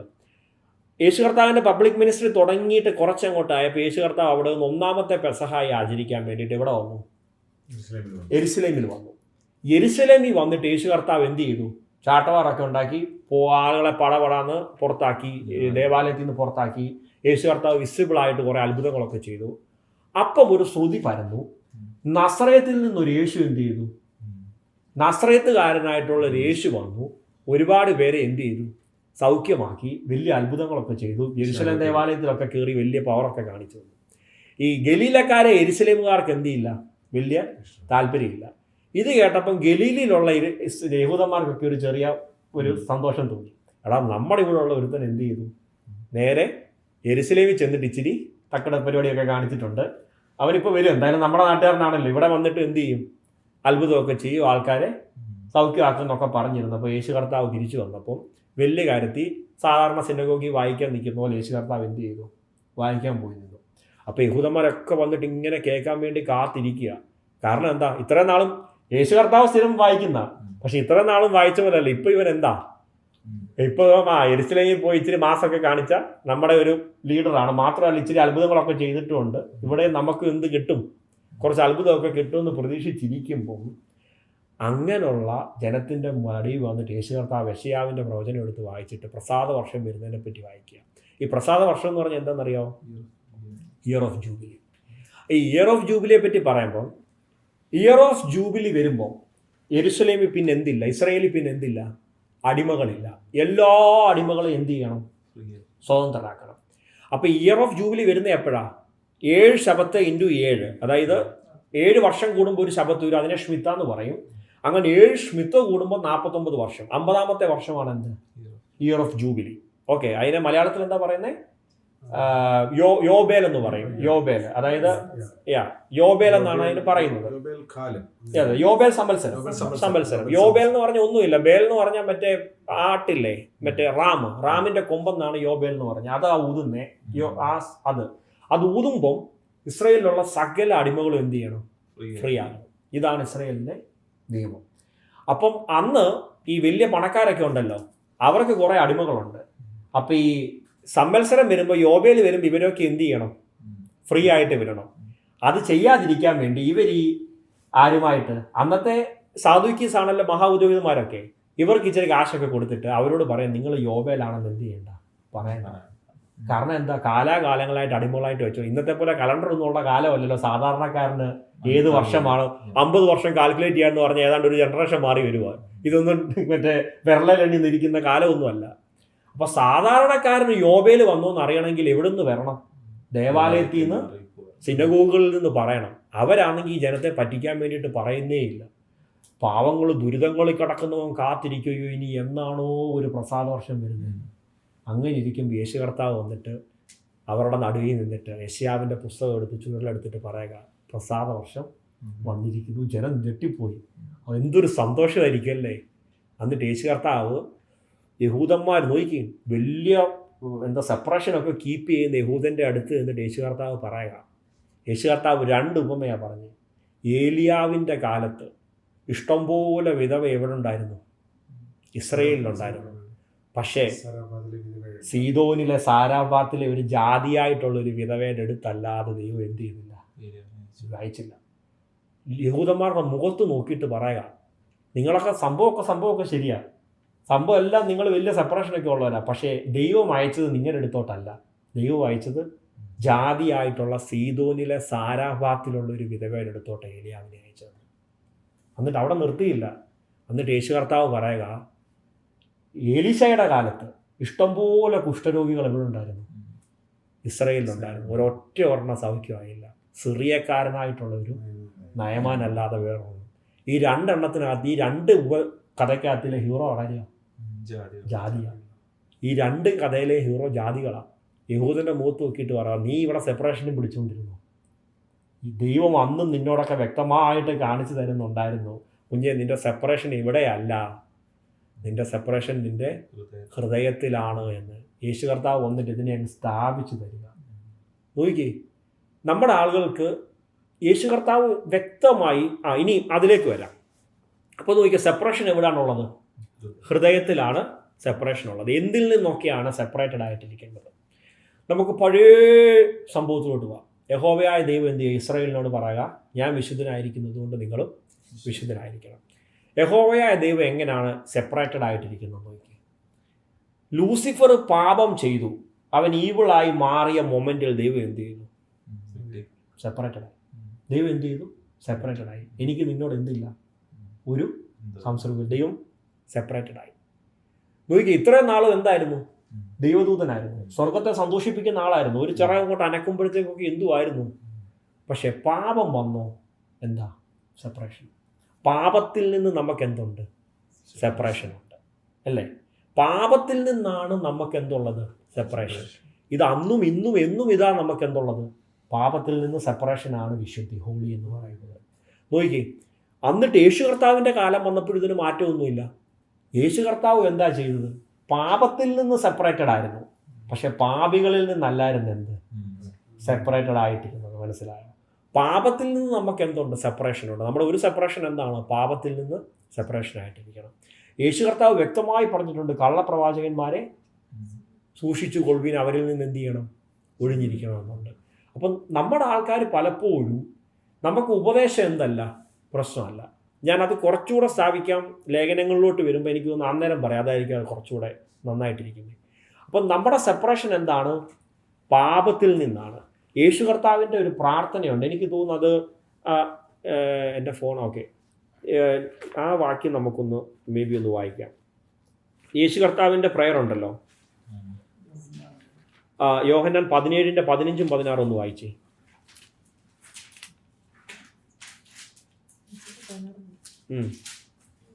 നിങ്ങൾ എന്നെ തിരഞ്ഞെടുത്തു എന്നല്ല, ഞാൻ നിങ്ങളെ തിരഞ്ഞെടുത്തു, നിങ്ങൾ പോയി ഫലം കായ്ക്കേണ്ടതിന്. യോഹന്നാൻ 17:15-16 എന്ന് പറയുന്നത്, ഞാൻ ലൗകികനല്ലാത്തതുപോലെ അവരും ലൗകികന്മാരല്ല, സത്യത്താൽ അവരെ വിശുദ്ധീകരിക്കണമേ. നിന്റെ വചനം സത്യമാകുന്നു. നീ എന്നെ ലോകത്തിലേക്ക് അയച്ചതുപോലെ ഞാൻ അവരെയും ലോകത്തിലേക്ക് അയച്ചിരിക്കുന്നു. മതി. നോക്കിക്കേ, ഇത് സാക്ഷാൽ ആരാ പ്രാർത്ഥിക്കുന്നത്? യേശു കർത്താവ് പറയുക, പിതാവിനോട് പ്രാർത്ഥിക്കുക, അങ്ങ് എന്നെ ലോകത്തിലേക്ക് അയച്ചതുപോലെ എങ്ങോട്ട് അയക്കുന്നത്? ലോകത്തിലേക്ക് അയക്കുക. പക്ഷെ നമ്മുടെ ചില ആൾക്കാർ പറയുന്നത് നമ്മൾ ലോകത്തിൽ നിന്ന് എന്ത് ചെയ്യണമെന്നാ? മാറി നിൽക്കണമെന്നാണ് പറയുന്നത്. അങ്ങനെ ലോകത്തിൽ നിന്ന് മാറി നിന്നിട്ട് നമുക്ക് ലോകത്തെ വിൻ ചെയ്യാൻ പറ്റും? അങ്ങനെ ഒരു ഉപദേശം ക്രൈസ്തവ സഭയ്ക്കില്ല, അങ്ങനെ ഒരു ഉപദേശം ബൈബിളിനില്ല. മനസ്സിലായോ? നമ്മൾ വേൾഡിന്റെ ഇൻഫ്ലുവൻസിൽ നിന്നാണ് നമ്മൾ എന്താവേണ്ടത്? സെപ്പറേറ്റഡ് ആയിട്ടിരിക്കേണ്ടത്. അല്ലാതെ വേൾഡിൽ നിന്നല്ല നമ്മൾ എന്ത് ചെയ്യേണ്ടത്? സെപ്പറേറ്റ് ആയിരിക്കുന്നത്. നിങ്ങൾ ലോകത്തിലുള്ളവരാണ് കർത്താവ് പറഞ്ഞിരിക്കുന്നത്, അല്ലേ? കർത്താവ് നമ്മളെ ഇവിടെ നിന്ന് വിളിക്കുന്ന നാൾ വരെയും കർത്താവ് നമ്മളെ ആക്കിയിരിക്കുന്നത് എവിടെയാണ്? ഈ വേൾഡിലാക്കിയിരിക്കുന്നത്. അവിടെ നമുക്ക് സെപ്പറേഷൻ ഉള്ളത് എന്തിനോടാണ്? ആ വേൾഡിൻ്റെ ഇൻഫ്ലുവൻസിൽ നിന്നാണ് നമ്മൾ എന്ത് ചെയ്യേണ്ടിയിരിക്കേണ്ടത്? സെപ്പറേറ്റഡ് ആയിട്ടിരിക്കേണ്ടത്. അവിടെയാണ് നമ്മൾ ഉപ്പാകേണ്ടതിൻ്റെ പ്രസക്തി, അവിടെയാണ് നമ്മൾ വെളിച്ചമാകേണ്ടതിൻ്റെ പ്രസക്തി. പക്ഷെ ഇതൊക്കെ എവിടെ ആകേണ്ടത്? ഞാൻ കാട്ടിപ്പോയിരുന്നിട്ട് വെളിച്ചമാകാനല്ല പറഞ്ഞിരിക്കുന്നത്. ലോകത്ത് ഈ മലമേലിരിക്കും, നീ അവിടെ ആളുകളുടെ ഇടയ്ക്ക് വന്ന് നീ പ്രകാശിച്ചെങ്കിൽ അവർക്ക് നിന്നെ കണ്ടിട്ട് പ്രകാശം എന്താണെന്ന് കാണാൻ പറ്റത്തുള്ളൂ. ഞാൻ ഒറ്റയ്ക്കൊരു കാട്ടിപ്പോയി ആരോട് ക്ഷമിക്കാന്? ആര് കണ്ടുപഠിക്കും? ഞാൻ ഈ വഷളത്തിൽ നിറഞ്ഞ ലോകത്തിന്റെ നടുക്ക് ദൈവവൈതലായിട്ടിരുന്നിട്ട് എൻ്റെ ഒരു ചെകിട്ടത്തടിക്കുന്നവനോട് ക്ഷമിക്കുമ്പോഴാണ് അവൻ ഇവനൊരു പ്രത്യേകത ഉണ്ടല്ലോ എന്ന് ചോദിക്കുകയും എന്നെ കാണുകയും നമ്മളെ ഓരോരുത്തരെയും കാണുകയും നമ്മുടെ ലൈഫ് കണ്ടിട്ട് ക്രിസ്തുവിനെ കാണുകയും ചെയ്യേണ്ടത്. അത് നമ്മൾ വേൾഡിൽ നിന്ന് മാറി നിന്നിട്ടല്ല, വേൾഡിനകത്തിരുന്നിട്ടാണ്. നമ്മളിപ്പോൾ വായിച്ച് കേട്ടത് സാക്ഷാൽ യേശു കർത്താവിൻ്റെ പ്രാർത്ഥനയെ പറയുക, ഞാൻ എന്നെ അയച്ചിരിക്കുന്ന പോലെ ഞാൻ ഇവരെ എങ്ങോട്ട് അയക്കുക? യേശു കർത്താവിനെ ലോകത്ത് അയച്ചത് എന്തിനാ? ലോകത്തെ വീണ്ടെടുക്കാൻ. കർത്താവ് ഇപ്പോൾ നമ്മളെ അയച്ചിരിക്കുന്നത് എന്തിനാ? ആ വീണ്ടെടുപ്പിലോട്ട് എന്ത് ചെയ്യാൻ? ആൾക്കാരെ കയറ്റാനാണ് വിളിച്ചിരിക്കുന്നത്. അപ്പം നമ്മുടെ സെപ്പറേഷൻ എന്ന് പറയുന്നത് ഫിസിക്കലായിട്ടുള്ള കാര്യങ്ങളിലല്ല സെപ്പറേഷൻ. ഇപ്പം ചില ആൾക്കാർ ആഭരണത്തെ പറ്റിയൊക്കെ പറയുമ്പോൾ ഇപ്പം പണ്ടത്തെ പോലെ ആരും അങ്ങനെ ബൈബിൾ വാക്യമൊന്നും പറയത്തില്ല. അപ്പോൾ ഇപ്പം ചിലർക്ക് ഇതിനെ അങ്ങ് ലൈറ്റായി പറയുന്നത് അതൊരു വേർപാടിന് വേണ്ടിയിട്ടാണ്. നമ്മളെ കാണുമ്പോൾ ആൾക്കാർക്ക് എന്ത് ചെയ്യണം? അറിയണം, വ്യത്യസ്തരാണെന്ന് അറിയാൻ. തെറ്റൊന്നുമില്ല, ചെയ്യുന്നവർ ചെയ്തോട്ടെ കേട്ടോ, എനിക്ക് ഒരു വിരോധവും ഇല്ല. പക്ഷേ ഇതല്ലാതെ എന്തൊക്കെ വഴി നമുക്ക് എന്ത് ചെയ്യാം? നമ്മളെ കാണുന്നവരെ അറിയിക്കാനുണ്ട്, അല്ലല്ലേ? നമുക്കായിട്ടൊരു മാല ഡിസൈൻ ചെയ്തിട്ട് ഇട്ടുകൊണ്ട് നടന്നാലും അറിയാം ഈ മാല ഇടുന്നവരെല്ലാം ബന്ധുക്കോസരാണെന്ന്. അങ്ങനെ എന്താ എനിക്ക് വേർപാട് കീപ്പ് ചെയ്യുന്നത്? അല്ലേ? അല്ലെ ഒരു പ്രത്യേക രീതിയിലെ വസ്ത്രം ഡിസൈൻ ചെയ്തിട്ടാ എല്ലാ ബന്ധുക്കോസുകാരെല്ലാം ഇട്ടുകൊണ്ട് നടക്കാൻ പറഞ്ഞല്ലേ? മീശയൊക്കെ ഇപ്പം ആൾക്കാർ അതൊന്നും പിടിക്കുന്നില്ല ഇപ്പം. എന്നാലും ഇപ്പൊ അതൊക്കെ മാറി വെക്കുന്നവരുണ്ട്. അപ്പം ഇങ്ങനത്തെ മാനുഷിക ഉപദേശങ്ങളുടെ പ്രശ്നം എന്ന് പറഞ്ഞാൽ കാലാകാലങ്ങളിൽ ഇത് ഈ യഹൂദന്മാർക്ക് പറ്റിയ പോലെ കയറുകയും ഇറങ്ങുകയും വായിക്കുകയും കൂട്ടുകയും ഒക്കെ ചെയ്തുകൊണ്ടിരിക്കും. കർത്താവ് വ്യക്തമായിട്ട് പറയുക, പിന്നെ നീ ഇതൊക്കെ പിടിച്ചുകൊണ്ടിരുന്നു. കർത്താവ് പറയുക, ഞാൻ വന്നത് ആർക്ക് വേണ്ടിയിട്ടാണ്? പാപികളുടെ ഇടയ്ക്ക് വന്നിരുന്നിട്ട് കർത്താവ് പറയുക, ആ കർത്താവ് സെപ്പറേഷൻ, സാക്ഷാൽ ദൈവം, സെപ്പറേഷൻ്റെ ഉച്ചസ്ഥായിലിരിക്കുന്ന ദൈവം വന്നിട്ട് ഇവർ സെപ്പറേറ്റഡ് എന്ന് പറഞ്ഞ് മാറ്റി നിർത്തിയതിൻ്റെ എല്ലാ നടുക്കങ്ങ് വന്നിരുന്നു. എന്നിട്ട് കർത്താവ് പറയുക, ആത്മാവിൽ ദരിദ്രരായവർ ബാക്കി വരുന്നത്. കർത്താവ് അവരെ നോക്കിയിട്ട് പറയുക, നിങ്ങളാണെന്ത്? ലോകത്തിൻ്റെ വെളിച്ചമെന്ന്. മാറ്റി നിർത്തി സെപ്പറേറ്റഡ് എന്ന് പറഞ്ഞ് തള്ളിക്കളഞ്ഞവരുടെ നടുക്ക് പോയിരുന്നിട്ട് കർത്താവ് മുഖത്ത് നോക്കി പറയുക, കുഞ്ഞെ നീ ആ ലോകത്തിൻ്റെ ഉപ്പ. നമ്മുടെ സെപ്പറേഷൻ എവിടെയാണ്? നമ്മുടെ സെപ്പറേഷൻ ഫിസിക്കലായിട്ടുള്ള സെപ്പറേഷൻ അല്ല. ഡിസിപ്ലിനൊക്കെ കീപ്പ് ചെയ്തു, തെറ്റൊന്നുമില്ല. അവനവന് ഇണങ്ങുന്ന, അവനവന് യോഗ്യമായ, അവനവന് മാന്യമെന്ന് തോന്നുന്ന, നമ്മളിരിക്കുന്ന സൊസൈറ്റിക്കും കൾച്ചറിനും യോഗ്യമായ ഡിസിപ്ലിൻസ് കീപ്പ് ചെയ്തോളൂ, നല്ലത്. പക്ഷെ നമ്മുടെ സെപ്പറേഷൻ ഇതൊന്നുമല്ല. നമ്മുടെ സെപ്പറേഷൻ എവിടെയാണ്? ഹൃദയത്തിലാണ്. നമ്മുടെ സെപ്പറേഷൻ ഹ്യൂമിലിറ്റിയാണ്. നമ്മുടെ സെപ്പറേഷൻ പ്യൂരിറ്റിയാണ്, ഹൃദയത്തിൻ്റെ ശുദ്ധിയാണ്. നമ്മുടെ സെപ്പറേഷൻ താഴ്മയാണ്. നമ്മുടെ സെപ്പറേഷൻ ക്ഷമയാണ്, സഹോദരനെ സ്നേഹിക്കുന്നതാണ്, ശത്രുക്കളെ സ്നേഹിക്കുന്നതാണ് നമ്മുടെ സെപ്പറേഷൻ. ഇതാണ് പുതിയ നിയമത്തിൻ്റെ എന്ത്? സെപ്പറേഷൻ. അപ്പോൾ നോക്കി, യേശു കർത്താവ് വന്നിട്ട് സെപ്പറേഷൻ ഒരു പുതിയ തലം ഉണ്ടാക്കി കൊടുത്തു. ഇനി ഇത് കേട്ട് പഠിച്ച ശിഷ്യന്മാരെന്ത് ചെയ്തു? ഞാൻ പറഞ്ഞല്ലോ, പത്രോസൊക്കെ വ്യക്തമായിട്ട് എഴുതിയിട്ടുണ്ട്, കർത്താവ് വിശുദ്ധനായിരിക്കുന്നതുകൊണ്ട് നമ്മൾ എന്ത് ചെയ്യണം? വിശുദ്ധിയിൽ ജീവിക്കുന്നതിനെ പറ്റിയിട്ട്. ഇത് കോരക്കോര പറഞ്ഞൊരു മനുഷ്യനുണ്ട്, അദ്ദേഹത്തിൻ്റെ പേരാണ് പൗലോസ്. ഈ പൗലോസിനെ നമ്മുടെ പെന്തിക്കോസുകാർ മറ്റേ ദുർവ്യാഖ്യാനം ചെയ്ത പോലെ വേറൊരു മനുഷ്യനെയും ചെയ്തിട്ടില്ലെന്നാണ് എൻ്റെ വിശ്വാസം. പൗലോസ് കൊരിന്ത്യർക്ക് ലേഖനം എഴുതിയപ്പം പൗലോസ് പറഞ്ഞു, ആ വാക്യം കൂടെ എനിക്ക് തോന്നുന്നു വായിച്ചിട്ട് പോകുന്നതായിരിക്കും നല്ലത്. പൗലോസ് കൊരിന്ത്യർക്ക് ലേഖനം എഴുതുമ്പം പൗലോസ് 2 കൊരിന്ത്യർ 6:14 വായിച്ചേ. ഇതെല്ലാവരും കേട്ടിട്ടുള്ള വാക്യമായിരിക്കും. മതി. ഈ വാക്യം കേൾക്കാത്ത ആരും നമുക്കിടയിൽ ഇല്ലെന്ന് എനിക്കറിയാം. നമ്മൾ എന്ത് ചെയ്യരുത്? അവിശ്വാസികളോട് നമ്മൾ എന്ത് ചെയ്യരുത്? പക്ഷെ ഈ വാക്യം കേട്ടാൽ ഇത് ഭയങ്കര ഡേഞ്ചറാണ്. ഇതിനെ ലിറ്ററൽ സെൻസിൽ ഇങ്ങനെ കേൾക്കുമ്പോൾ ആ വാക്യത്തെ മാത്രം നമ്മൾ എടുത്ത് കേട്ടാൽ ഇതെന്താണ്? ഭയങ്കര ഡേഞ്ചറാണ്. നമ്മൾ മനസ്സിലാക്കേണ്ട കാര്യം, കൊരിന്ത്യ ലേഖനത്തിൻ്റെ കോണ്ടെക്സ്റ്റ് നമ്മൾ എന്ത് ചെയ്യണം? മനസ്സിലാക്കണം. ഈ ചില ആൾക്കാർ പിന്നെ എന്തെങ്കിലും പറയുമ്പോൾ പറയാം, കൊരിന്ത്യ ലേഖനം കൊരിന്ത്യർക്ക് എഴുതിയാണെന്ന് പറയാം. അങ്ങനെയൊന്നും അല്ല. അങ്ങനെയാണെന്നുണ്ടെങ്കിൽ റോമ ലേഖനം റോമർക്ക് എഴുതിയ, കൊലോസി ലേഖനം കൊലോസിർക്ക് എഴുതിയതാണ്, ഗലാത്യ ലേഖനം ഗലാത്യർക്ക് എഴുതിയതാണ്. നമുക്കൊന്നുമില്ല അപ്പം. അങ്ങനല്ല. കൊരിന്ത്യ ലേഖനം കൊരിന്ത്യർക്ക് എഴുതിയതാണെങ്കിലും പുതിയ നിയമസഭയ്ക്ക് ആവശ്യമായതെല്ലാം, ഒരു മാതൃകാപരമായ സഭയ്ക്ക് ആവശ്യമായതെല്ലാം അതിൻ്റെ അകത്തുണ്ട്. പക്ഷെ അപ്പം തന്നെ നമ്മൾ മനസ്സിലാക്കേണ്ട കാര്യം, ആ എഴുതിയ കോണ്ടെക്സ്റ്റിൻ്റെ അണ്ടറിൽ നമ്മൾ എന്ത് ചെയ്യാവും? അതിനെ പഠിക്കുകയും സ്വീകരിക്കുകയും ചെയ്യാവും. അപ്പോൾ കൊരിന്ത്യയിലെ സഭയ്ക്ക് വലിയൊരു പ്രശ്നം എന്ന് പറഞ്ഞാൽ പൗലോസിൻ്റെ അപ്പോസ്തലത്വത്തെ എന്ത് ചെയ്തു? ചോദ്യം ചെയ്തു. അപ്പോൾ കൊരിന്ത്യയിലെ സഭയ്ക്കകത്തിൽ ഒരു വലിയ പ്രശ്നം ഉണ്ടായി. എന്നിട്ട് അവർ ചോദിക്കുക, ഈ പൗലോസ് ആരാ ഇതൊക്കെ പറയാൻ? അതിന് പൗലോസ് ആരാ? അപ്പോസ്തലനാണോ? അങ്ങനെ ചോദിക്കാൻ കാര്യം എന്താണെന്ന് ചോദിച്ചാൽ, ഒരു അപ്പോസ്തലനാവാൻ കുറേ പാരാമീറ്റേഴ്സ് ഉണ്ടായിരുന്നു 1-ാം നൂറ്റാണ്ടിലെ സഭയ്ക്ക്. അതിൻ്റെ അകത്തിലെ പ്രധാന പാരാമീറ്റർ യേശുവിനെ കണ്ടവരോ യേശുവിൻ്റെ കൂടെ നടന്നവരോ ആയിരിക്കണം എന്നതായിരുന്നു എന്ത്? ഒരു പാരാമീറ്റർ. അപ്പം ബാക്കി അപ്പോസ്തലന്മാർ, പത്രോസിനൊന്നും ആ പ്രശ്നമില്ല. കാരണം പത്രോസ് കർത്താവിൻ്റെ കൂടെ നടന്ന ആളാണ്, കേട്ട ആളാണ്. അപ്പോൾ അവർക്ക് പ്രശ്നമില്ല. പക്ഷെ പൗലോസ് ഈ സീനിൽ എന്തിലായിരുന്നു? പൗലോസൊക്കെ എപ്പോഴാണ്? കർത്താവിൻ്റെ ക്രൂശീകരണത്തിനൊക്കെ ശേഷമാണ് പൗലോസ് പൊങ്ങി വരുന്നത്, അല്ലേ? അപ്പോൾ അവർ ചോദിച്ചു, പൗലോസ് അതിനാരാ? പൗലോസ് അപ്പോസ്തലനാണോ എന്ന് ചോദിച്ചു. അതുകൊണ്ടാണ് പൗലോസ് വ്യക്തമായി പറഞ്ഞത് എൻ്റെ അപ്പോസ്തലത്വം കിട്ടിയിരിക്കുന്നത് മനുഷ്യന്മാരുടെ പരിപാടിയിലൊന്നും അല്ല, എനിക്ക് സ്വർഗത്തിൽ നിന്ന് എന്താണ് നേരിട്ടുള്ള അപ്പോസ്തലത്വമാണെന്ന് പറയുന്നത്. അപ്പം ഇങ്ങനെ സഭയ്ക്കകത്തുള്ളൊരു പ്രശ്നം ഉണ്ടായിട്ട് എന്ത് ചെയ്യുകയാണ്? സഭയ്ക്കകത്ത് പ്രശ്നം ഉണ്ടായി. ഈ പ്രശ്നം ഉണ്ടായത് എന്താണ്? സഭയിൽ നിന്ന് വേറെ ഉപദേശങ്ങൾ എന്ത് ചെയ്തു? കയറി വന്നു.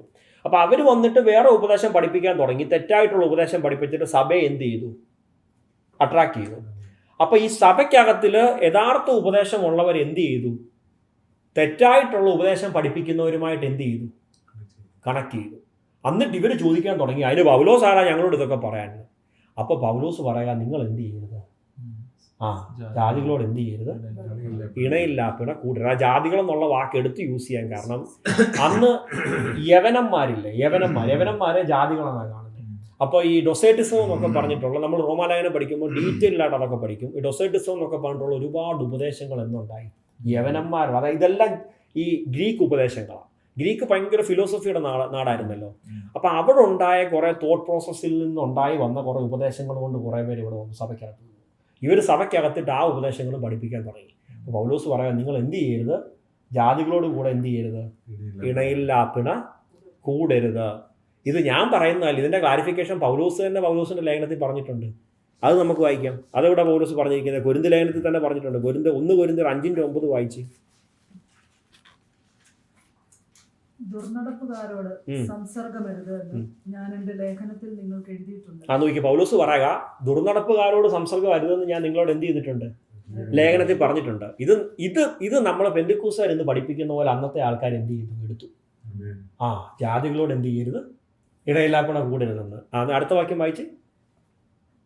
ഈ ലോകത്തിലെ ദുർനടപ്പുകാരോടോ അത്യാഗ്രഹികളോടോ പിടിച്ചുപറിക്കാരോടോ വിഗ്രഹാരാധികളോടോ അരുത് എന്നല്ലല്ലോ. നോക്കി പൗലോസ് പറയാ, ഞാൻ ഉദ്ദേശിച്ചത് നിങ്ങൾ ഈ ലോകത്തിലെ ദുർനടപ്പുകാരോടോ അത്യാഗ്രഹികളോടോ ഒന്നും കൂട്ടുകൂടല്ലെന്നല്ല ഞാൻ പറഞ്ഞത്. അങ്ങനെയാണെന്നുണ്ടെങ്കിൽ പിന്നെ ഞാൻ എങ്ങനെ അവരെ വിൻ ചെയ്യുന്നേ? ഇപ്പൊ റോവിൻ മഹാമോശമാണ്, ഇവന്റെ സ്വഭാവമേ കൊള്ളത്തില്ല. ഇവൻ കൊള്ളത്തില്ല, അഴുക്ക ചെറുക്കണമെന്ന് പറഞ്ഞ് മാറ്റി നിർത്തിയ പിന്നെ ഞാൻ എങ്ങനെയാണ് ഇവനെ വിൻ ചെയ്യുന്നത്? ഇവനെ കളഞ്ഞിട്ട് ഞാൻ വേറെ സ്ഥലത്ത് പോയാ എനിക്കൊരിക്കലും എന്ത് ചെയ്യാൻ പറ്റത്തില്ല. ഈ പറഞ്ഞവരെ ഒന്നും വിൻ ചെയ്യാൻ പറ്റത്തില്ല. പൗലോസ് പറ, ഇവരോടൊന്നും മാറി നിൽക്കില്ലെന്നല്ല ഞാൻ പറഞ്ഞത്. അടുത്ത വാക്യം വായിക്കേ. അങ്ങനെയെങ്കിൽ നിങ്ങൾ ലോകം വിട്ടു പോകേണ്ടി വരും. നോക്കി, ഇത് ആര് പറയുക? അപ്പുറത്ത് ഇണയെല്ലാപ്പിണ എഴുതുകൂടെന്ന് എഴുതി അതേ പൗലോസായി പറയുന്നത് ഞാനല്ല കേട്ടോ. ഞാനല്ല ഇത് പറയുന്നത്, അതേ പൗലോസാ പറയുന്നത്. അങ്ങനെയാണെങ്കിൽ നിങ്ങൾ എന്ത് ചെയ്യണം?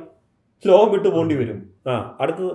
എന്നാൽ സഹോദരൻ എന്ന് പേർപ്പെട്ട ഒരുവൻ ദുർനടപ്പുകാരനോ അത്യാഗ്രഹിയോ വിഗ്രഹാരാധിയോ ഭാവിഷ്ഠാണക്കാരനോ മദ്യപനോ പിടിച്ചുപറിക്കാരനോ ആകുന്നു എങ്കിൽ അവനോട് സംസർഗമരുത്. കണ്ടോ, ആരോടരുതെന്നാ പറഞ്ഞിരിക്കുന്നേ? സഹോദരൻ എന്ന് പറയുന്ന ഒരുത്തൻ ഇതൊക്കെ ഉണ്ടെന്നുണ്ടെങ്കിൽ എന്ത് ചെയ്യണം? അവനോട് സംസർഗം. അപ്പൊ നോക്കിയ സെപ്പറേഷൻ എവിടാണ്? സെപ്പറേഷൻ എവിടാ? പറ. നമ്മൾ ഇത്രയും നാളും വിചാരിച്ചു വെക്കുന്നതിന്റെ നേരെ ഉൾട്ടയാണ് ഈ സാധനം. ഞാൻ പറഞ്ഞല്ലോ, നിങ്ങൾ ആരും ഇത് സ്വീകരിക്കേണ്ട. വീട്ടിൽ പോയിട്ട് തിരുവെഴുത്തുകൾ എടുത്ത് അട്ടപ്പടലം തിരിച്ചും മറിച്ചും വായിച്ചു നോക്കൂ. അറിയാവുന്ന സംശയമുള്ള ബോധമുള്ള ഏത് പാസ്റ്റർമാരെ വിളിച്ചോളൂ. പക്ഷേ അപ്പോഴും തിരുവെഴുത്തായിരിക്കണം കേട്ടോ. ആരെ വിളിച്ചാലും തിരുവെഴുത്തായിരിക്കണം ഇതിൻ്റെയൊക്കെ ആശ്രയം. ഇത് വിട്ടിട്ട് പോകരുത്. എന്നിട്ട് എടുത്താൽ മതി. നമ്മളെ പഠിപ്പിച്ചു വെച്ചിരിക്കുന്നത് എന്താ? എനിക്കറിയാം, ജാതികളോട് ഇണയില്ലാപ്പണ കൂട്ടരെന്നുള്ള വാക്യം എടുത്തിട്ട് മറ്റേ കാസ്റ്റിൽ കുറഞ്ഞവരോട് സഹകരിക്കില്ലെന്ന് പഠിപ്പിച്ചവരെ എനിക്കറിയാം. പൊതുവെ ഒത്തിരി പേര് ഇപ്പോഴും ഈ നാളുകളിലും ലിറ്ററലി ഈ നാളുകളിലും ജാതികളോട് ഇണയില്ലാപ്പണ കൂടരുതെന്ന് പറഞ്ഞിട്ട് ഇങ്ങനത്തെ ബാഹ്യമായ എന്താ പറയണ്ടേ വേർപാടിനെ കീപ്പ് ചെയ്യുന്ന ആളുകളെ എനിക്കറിയാം. ഇതിനെല്ലാം അടിസ്ഥാനമായിട്ടുള്ള വാക്യം എന്താ? ജാതികളോട് ഇതൊക്കെ അവർ പറയും. ഇവിടെ എല്ലാം പ്രശ്നം എന്താണ്? ജാതികളോട് എന്ത് ചെയ്യരുത്? ഇണയില്ലാപ്പണ കൂടരുത്. ഇത് എഴുതിയ സാക്ഷാൽ പൗലോസ് പറയാം, അയ്യോ ഞാൻ അങ്ങനല്ല ഉദ്ദേശിച്ചേക്കുന്നേ. ഞാൻ പറഞ്ഞേക്കുന്നത് എന്താ? പൗലോസ് പറയുക, നിങ്ങൾ പോയിട്ട് കള്ള് കുടിക്കുന്നവനോടോ മദ്യപിക്കുന്നവനോടോ പിടിച്ചു പറിക്കുന്നവനോടോ ഒന്നും മാറി നിൽക്കണം എന്നല്ല ഞാൻ പറഞ്ഞത്. എന്തുകൊണ്ടായി ഇത് പറയാൻ പൗലോസിന് പ്രാഗൽഭ്യമുണ്ട്? ഇതേ പൗലോസ് വേറൊരു ഭാഗത്ത് പറഞ്ഞിരിക്കുക, ഞാൻ ന്യായപ്രമാണത്തിന് കീഴിലുള്ളവനല്ലാഞ്ഞിട്ടും ന്യായപ്രമാണത്തിന് കീഴിലുള്ളവരെ നേടാൻ ഞാനും ന്യായപ്രമാണത്തിൻ്റെ കീഴിലുള്ളവനായിട്ട് മാറി. ഞാൻ ബർബരനല്ലാഞ്ഞിട്ടും ബർബരനെ നേടാൻ ഞാൻ എന്തായി? ബർബരനായി. ഞാൻ യഹൂദനല്ലാഞ്ഞിട്ടും ഞാൻ യഹൂദനെ നേടാൻ ആരായി? യഹൂദനായി. ഇതുകൊണ്ടാണ് 3-ാം മിഷണറി യാത്ര കഴിഞ്ഞ പൗലോസ് യെരുശലേമിൽ വന്നപ്പോഴും നാസിർ വ്രതം ആചരിച്ചത്. ഇതുകൊണ്ടാണ് 3-ാം മിഷണറി യാത്ര കഴിഞ്ഞ് യെരുശലേമിൽ വന്ന പൗലോസ് തല മൊട്ടയടിച്ചിട്ട് എവിടെ പോയത്? ദേവാലയത്തിൽ പോയത്. ഇന്നത്തെ പെന്തിക്കോസ്തരോട് പറഞ്ഞാലോ, എൻ്റെ മോനെ വേർപാട് വിട്ടിട്ട് നിനക്കെന്തില്ല, ഒരു കളിയില്ല. പൗലോസിന്റെ വേർപാട് ഇവിടെ ആയിരുന്നു, ഹൃദയത്തിലായിരുന്നു. മനസ്സിലായോ? പെരിഫറലായിട്ടുള്ള ഇതൊന്നും വെച്ചിട്ട് നമ്മളെ ആരും വിധിക്കരുത്. ഗലാത്യ ലേഖനത്തിൽ പൗലോസ് അത് വ്യക്തമായി പറഞ്ഞിട്ടുണ്ട്. ഈ തുടരുത്, പിടിക്കരുത് എന്നുള്ള നിയമങ്ങൾ വെച്ചിട്ട് നിങ്ങളെ ആരും എന്ത് ചെയ്യരുത്, വിധിക്കാൻ നമ്മൾ അനുവദിക്കരുത്. പൗലോസ് പറയാം, പക്ഷെ ഡേഞ്ചർ എവിടാണെന്നറിയാമോ? നിന്റെ സഹോദരൻ എന്ന് പറയുന്ന ഒരുത്തൻ തുറന്നടപ്പിൽ പോവുകയോ തെറ്റ് ചെയ്യുകയോ ചെയ്താൽ നീ അവനെ എന്ത് ചെയ്യണം, ഒഴിഞ്ഞു നിൽക്കണം. കാരണം ഇപ്പോൾ ഉദാഹരണം പറഞ്ഞാൽ റോബിൻ ഇപ്പോൾ എന്നെക്കാട്ടി നന്നായിട്ട് സുവിശേഷങ്ങൾ കേട്ട ആളായിരിക്കും, എന്നെക്കാട്ടി കൂടുതൽ പ്രസംഗങ്ങൾ കേട്ട ആളാണ്. ഇന്ന് നമ്മൾ ഒരുമിച്ചിരുന്ന് കർത്താവിൻ്റെ വചനം പഠിപ്പിക്കുകയും പരസ്പരം പഠിപ്പിക്കുന്ന ഷെയർ ചെയ്യുന്ന ആൾക്കാരാണ്. നാളെ റോബിൻ ദുരുപദേശം പറഞ്ഞാൽ ഞാൻ എന്ത് ചെയ്യണം, മാറി നിൽക്കണം. മനസ്സിലായോ? പക്ഷേ ഉദാഹരണം പറഞ്ഞാൽ എൻ്റെ ഇഷ്ടം പോലെ മറ്റു ജാതികളിൽപ്പെട്ട കൂട്ടുകാർ എനിക്കുണ്ട്. അവരൊന്നും എൻ്റെ ആത്മീയ കാഴ്ചപ്പാടുകൾക്ക് ത്രട്ടല്ല. അറ്റ് ദ സെയിം ടൈം ഞാൻ വിളക്കാവുമ്പോൾ, ഞാൻ ഉപ്പാവുമ്പോൾ അവരുടെ എനിക്ക് എന്ത് ചെയ്യാം, ക്രിസ്തുവിനെ നേടാൻ പറ്റും. പക്ഷേ ഓൾറെഡി ക്രിസ്തുവിൻ്റെ സ്നേഹം അറിഞ്ഞ് എൻ്റെ സഹോദരൻ എന്ന് പറയുന്ന ഒരുത്തൻ ദുരുപദേശം പറയുകയാണെങ്കിൽ ഞാൻ എന്ത് ചെയ്യണം, സെപ്പറേറ്റഡ് ആകണം. കർത്താവ് അത് ചെയ്തു. കർത്താവിന് വേണമെങ്കിൽ വന്നപ്പോൾ ഈസി ആയിട്ട് പറയാം, പരീക്ഷന്മാർ പറയുന്നത് ഇച്ചിരി ദുരുപദേശമൊക്കെയാണ്, എന്നാലും കുഴപ്പമില്ല, നമ്മുടെ ആൾക്കാരല്ലേ, അവനോട് ചേർന്ന് നിന്നിട്ട് നമുക്ക് ബാക്കിയുള്ളവരോട് സുവിശേഷം പറയാമെന്ന് കർത്താവ് പറഞ്ഞു. നോ. കർത്താവ് പരീക്ഷന്മാരെ കർത്താവ് വെറുത്ത പോലെ വേറെ ആരെയും കർത്താവ് വെറുത്തിട്ടില്ലെന്ന് എനിക്ക് സുവിശേഷങ്ങൾ വായിക്കുമ്പോൾ തോന്നിയിട്ടുണ്ട്. എന്തോ ഭാഷയാണ് ഉപയോഗിച്ചത്. അന്ന് യുവമാരുടെ എരി എന്തിനു വേണ്ടിയിട്ടാ? ഈ ന്യായപ്രമാണത്തിന് വേണ്ടിയിട്ടാ? നോ. തെറ്റായ ഉപദേശമാണ്. നമ്മൾ എത്ര പേര് ഉപദേശത്തിന് വേണ്ടിയിട്ട് സെപ്പറേറ്റഡ് ആവുന്നുണ്ട്? അതാണ് ക്വസ്റ്റ്യൻ. ഞാൻ ചിലരോട് ചോദിക്കുമ്പോൾ ബ്രദറെ ആ ചർച്ചിലെ ഉപദേശമൊന്നും കുഴപ്പമില്ല ബ്രദറെ, നമ്മൾ പിന്നെ അവിടെ പോയി ക്രിക്കറ്റ് കളിക്കാൻ ടീമുണ്ട്, നമുക്ക് ഫുട്ബോളിന് ടീമുണ്ട്, പിന്നെ നമുക്ക് നല്ലവരായ സഹോദരന്മാരുണ്ട്. എവിടെയാണ് സെപ്പറേഷൻ? പരീശന്മാരോട് കർത്താവ് വ്യക്തമായി സെപ്പറേറ്റഡ് ആയിരുന്നു. സാദുക്കീസിനോട് കർത്താവ് വ്യക്തമായി സെപ്പറേറ്റ്. കർത്താവ് പറഞ്ഞു, കള്ളപ്രവാചകന്മാരിൽ നിന്ന് ഒഴിഞ്ഞു നിൽക്കാൻ പറഞ്ഞു. ഉപദേശത്തിന്റെ കാര്യത്തിൽ വരുമ്പോൾ നമ്മൾ സെപ്പറേറ്റഡ് ആയിട്ടിരിക്കണം. പാപത്തിൽ നിന്ന് നമ്മൾ സെപ്പറേറ്റഡ് ആയിട്ടിരിക്കണം. ഉപദേശത്തിൽ നമ്മൾ സെപ്പറേറ്റഡ് ആയിട്ടിരിക്കണം. കള്ള ഉപദേശങ്ങളിൽ നിന്ന് നമ്മൾ സെപ്പറേറ്റഡ് ആയിട്ടിരിക്കണം. കർത്താവ് ആ മാതൃകയാണ് കാണിച്ചു തന്നത്. ഇപ്പൊ പൗലോസ് പറയുക, നിങ്ങൾക്ക് അകത്തൊരുത്തനുണ്ടെങ്കിൽ അവനോട് നിങ്ങൾ എന്ത് ചെയ്യണം, ഒഴിഞ്ഞിരിക്കണം. പുറത്തുള്ളവൻ നിനക്ക് ഡേഞ്ചർ അല്ല, അവനെ സ്റ്റിൽ നിനക്ക് ഉപ്പായിട്ട് അവനെ നേടാം.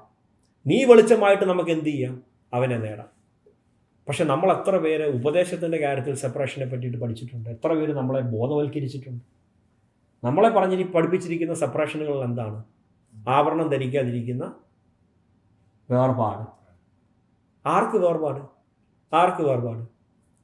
പുതിയ നിയമത്തിൻ്റെ വേർപാട് ഹൃദയത്തിലാണ്. സ്നേഹമാണ് നമ്മുടെ വേർപാട്, ക്ഷമയാണ് നമ്മുടെ വേർപാട്, താഴ്മയാണ് നമ്മുടെ വേർപാട്. ക്രിസ്തുവിനെ ധരിക്കുന്നതിലാണ് നമ്മൾ വേർപെട്ടിരിക്കുന്നത് ലോകത്തിൽ നിന്ന്. സ്റ്റിൽ ഇതൊക്കെ ചെയ്തുകൊണ്ട് നമ്മൾ ഈ ലോകത്തിലിരിക്കുക. എവിടെ ഇരിക്കുന്നേ? ഈ അഴുക്കനും പുഴുക്കനും എല്ലാം ഉള്ള എല്ലാ പന്നലും നിറഞ്ഞിരിക്കുന്ന ലോകത്തിലിരിക്കുക. ആ ലോകത്തിൽ ആ കർത്താവ് എന്നെ ഉപ്പാക്കി വെച്ചിരിക്കുന്നത്. അതാണ് ഞാൻ വേർപാട്. ഞാൻ ഉപ്പാകുന്നതാണ് എൻ്റെ വേർപാട്. നോക്കി, ഞാൻ വെളിച്ചമാകുന്നതാണ് എൻ്റെ. ഇരുട്ടിൻ്റെ നടുക്ക് വെളിച്ചം, അതാണ് വേർപെട്ടിരിക്കുന്നത്. ഇരുട്ടിനെയും വെളിച്ചത്തെയും ദൈവം എന്ത് ചെയ്തു? വേർതിരിച്ചു. അതാണ് സെപ്പറേഷൻ. അതാണ് നമ്മളെ വിളിച്ചിരിക്കുന്ന എന്ത്? സെപ്പറേഷൻ. ദുരുപദേശത്തോട് നമുക്ക് എന്തില്ല? ഒരു കൂട്ടുമില്ല. എനിക്കറിയാവുന്ന ഒത്തിരി എൻ്റെ ഫ്രണ്ട്സ് ഉണ്ട്, ശുദ്ധമായ ദുരുപദേശം പറയുന്നവരുണ്ട്. മറ്റു രാജ്യങ്ങളിലൊക്കെ ഉള്ളവരും ഞങ്ങൾ പണ്ട് ഭയങ്കര ഫ്രണ്ട്സ് ആയിരുന്നു, ഇന്നും നല്ല ഫ്രണ്ട്സാണ്. പക്ഷേ വെൻ ഇറ്റ് കംസ് ടു ഉപദേശം ഞാൻ ഒരു വാക്ക് സംസാരിക്കത്തില്ല. കാരണം എന്താണ്? ഒരു സെപ്പറേഷൻ ഉണ്ട് എനിക്ക് ഉപദേശത്തിൽ. ഉപദേശം നമ്മളെ ഇപ്പം ഞാൻ പറയുന്ന ഉപദേശത്തെ ഒരാൾക്ക് ചോദ്യം ചെയ്യാം, സ്വാഗതാർഹമാണ്. കാരണം നമ്മൾ പറയുന്നത് ശരിയാണോ, നമ്മൾ ഉറപ്പിക്കുന്നത് എങ്ങനെയാണ്, മറ്റു പല ചോദ്യങ്ങളിൽ കൂടിയും കടന്നുപോയി നമ്മൾ സ്റ്റിൽ ശരിയാണെന്ന് ഉറപ്പിക്കുന്നിടത്താണ് നമ്മളുടെ എന്ത്? ഉപദേശത്തിൻ്റെ ഉറപ്പ്. ഒരാൾ നമ്മളെ തിരുത്തുന്നത് തിരുവെഴുത്തുകൾ എടുത്തു വെച്ചിട്ട് തിരുവെഴുത്തുകളുടെ അടിസ്ഥാനത്തിൽ തിരുത്താൻ എന്താണ്? സ്വീകാര്യമാണ്. പക്ഷേ നമുക്കെന്തില്ല? തെറ്റായ ഉപദേശത്തോട് നമുക്കെന്തില്ല? യോഗ്യതയില്ല. അവിടെയാണ് നമ്മൾ എന്ത് ചെയ്യേണ്ടത്? സെപ്പറേറ്റ് കീപ്പ് ചെയ്യേണ്ടത്. പലപ്പോഴും നമ്മുടെ ആളുകൾ ഒരു സഭ ചൂസ് ചെയ്യുന്നത് പോലും മാനുഷികമായ പല പരിഗണനകളും കൊടുത്തിട്ടാണ്. അവിടെ പോയാൽ എന്തുണ്ടോ? ആളുകൾ കൂടുതലുണ്ടോ, അവിടെ പോയാൽ സഹോദരന്മാരുണ്ടോ, അവിടെ ക്ലബ്ബുണ്ടോ, അവിടെ ക്രിക്കറ്റ് ഉണ്ടോ, അവിടെ ഫുട്ബോൾ ഉണ്ടോ, ഇതൊക്കെയാണ് പലരുടെയും പ്രയോറിറ്റി. നമ്മുടെ പ്രയോറിറ്റി എന്താണ്? കർത്താവ് വ്യക്തമായി പറയുക. അല്ല, എനിക്കറിയാം, ഞാൻ ചിരിക്കാൻ വേണ്ടി പറഞ്ഞാൽ ഇത് വളരെ ഇമ്പോർട്ടൻ്റ് ആണ്. നിങ്ങൾ എപ്പോഴെങ്കിലും ചിന്തിച്ചിട്ടുണ്ടോ എന്തുകൊണ്ടാണ് കർത്താവ് പരീശന്മാരോട് ചേർന്ന് നിന്നിട്ട് ചെയ്യാഞ്ഞത് രാജ്യത്തിൻ്റെ സുവിശേഷം? എന്തുകൊണ്ടാണ് ചെയ്യാഞ്ഞത്? സാക്ഷാൽ ന്യായപ്രമാണം കൊടുത്ത ദൈവം ഭൂമിയിൽ ഇറങ്ങി വന്നിട്ട് ന്യായപ്രമാണം വള്ളി പുള്ളി വിടാതെ പരിശ്രമിക്കുന്നവൻ്റെ കൂടെ പോയി നിൽക്കാൻ എന്താ? ദുരുപദേശം പറയുന്നവരോട് എന്തില്ല? സഖ്യമില്ല. അപ്പം നമ്മുടെ സെപ്പറേഷൻ എന്താണ്? ഇത് ഞാൻ പറയുന്നതല്ല, പൗലോസ് പറയുക, എൻ്റെ പൊന്നെ, ഞാൻ നിങ്ങളോട് പറഞ്ഞത് പുറത്തുള്ളവനോട് പോയി കൂട്ടുകൂടല്ലെന്നല്ല. അങ്ങനെയാണെന്നുണ്ടെങ്കിൽ നിങ്ങൾ ഈ ലോകം വിട്ടു പോകണമെന്ന് പൗലോസ് പറയുക. അങ്ങനെയാണെന്നുണ്ടെങ്കിൽ നിങ്ങൾ ഈ ലോകം വിട്ട് പോകണം. അപ്പം നമ്മളെ വിളിച്ചിരിക്കുന്ന സെപ്പറേഷൻ എന്താണ്? യെസ്, ഹൃദയത്തിലാണ് നമ്മുടെ പരിചയം, ഹൃദയത്തിലാണ് നമ്മുടെ സെപ്പറേഷൻ. ഞാൻ പറഞ്ഞല്ലോ, ഡിസിപ്ലിൻ്റെ ഭാഗമായിട്ട് നിങ്ങൾ എന്ത് വേണേൽ ചെയ്തോളൂ, അതിലൊന്നും ആരും നിങ്ങളെ വിധിക്കാൻ വരരുത്. നിങ്ങൾ നാളെ ഇപ്പം എനിക്ക് തോന്നുകയാണ് ചെരിപ്പിടാതെ നടക്കുന്നത് എനിക്കൊരു സിംപ്ലിസിറ്റി ആണെന്ന് തോന്നിയാൽ അത് എൻ്റെ പേഴ്സണലായിട്ടുള്ള കാര്യം, ഞാൻ ചെയ്തോട്ടെ. ഇതിലൊന്നും അല്ല എന്തിരിക്കുന്നത്, സെപ്പറേഷൻ ഇരിക്കുന്നത്. സെപ്പറേഷൻ ഇരിക്കുന്നത് എൻ്റെ ഹൃദയത്തിലാണ്. സെപ്പറേഷൻ ഇരിക്കുന്നത് എന്താണ്? ഞാൻ ഉപ്പാകുന്നതാണ്. ഉപ്പില്ലാത്ത തിന്മ നിറഞ്ഞ ഒരു ലോകത്തിൽ, എല്ലാ വൈറസുകളും നിറഞ്ഞ ഒരു സ്ഥലത്ത് അതിനെയൊക്കെ കൊന്നൊടുക്കുന്ന ഒരു ഉപ്പായി മാറുന്നതാണ് എൻ്റെ സെപ്പറേഷൻ. നോക്കി, ഇരുള് മാത്രം നിറഞ്ഞിരിക്കുന്ന വെളിച്ചം, ഞാൻ ഒരു ദൂരെയുള്ളൊരു സ്ഥലത്ത് പോയിട്ട് ഞാൻ വെളിച്ചമായിട്ടിരുന്നാൽ ആർക്കും എന്തില്ല, ഗുണമില്ല. ഞാൻ മലമേലിരിക്കുന്ന പട്ടണം എന്ത് ചെയ്യണം? മറഞ്ഞിരിക്കാൻ പാടില്ല. ഞാൻ പ്രസന്റ് ആയിരിക്കണം. എവിടെ? കർത്താവ് പറഞ്ഞ പോലെ എന്നെ ലോകത്തിൽ അയച്ച പോലെ ഞാൻ ഇവരെ എന്ത് ചെയ്യുക? അയക്കുക. ആ ലോകത്തിലാണ് നമ്മൾ എന്ത് ചെയ്യേണ്ടത്? സെപ്പറേറ്റഡ് ആയിട്ടിരിക്കേണ്ടത്. അല്ലാതെ ലോകത്തിൽ നിന്ന് മാറി നിന്നിട്ടല്ല. അങ്ങനെയാണെന്നുണ്ടെങ്കിൽ കർത്താവ് എസെൻസിൻ്റെ കൂടെ പോകണമായിരുന്നു. ലോകത്തിൽ നിന്ന് മാറി എന്നുള്ള സെപ്പറേഷനാണ് ശരിയെങ്കിൽ.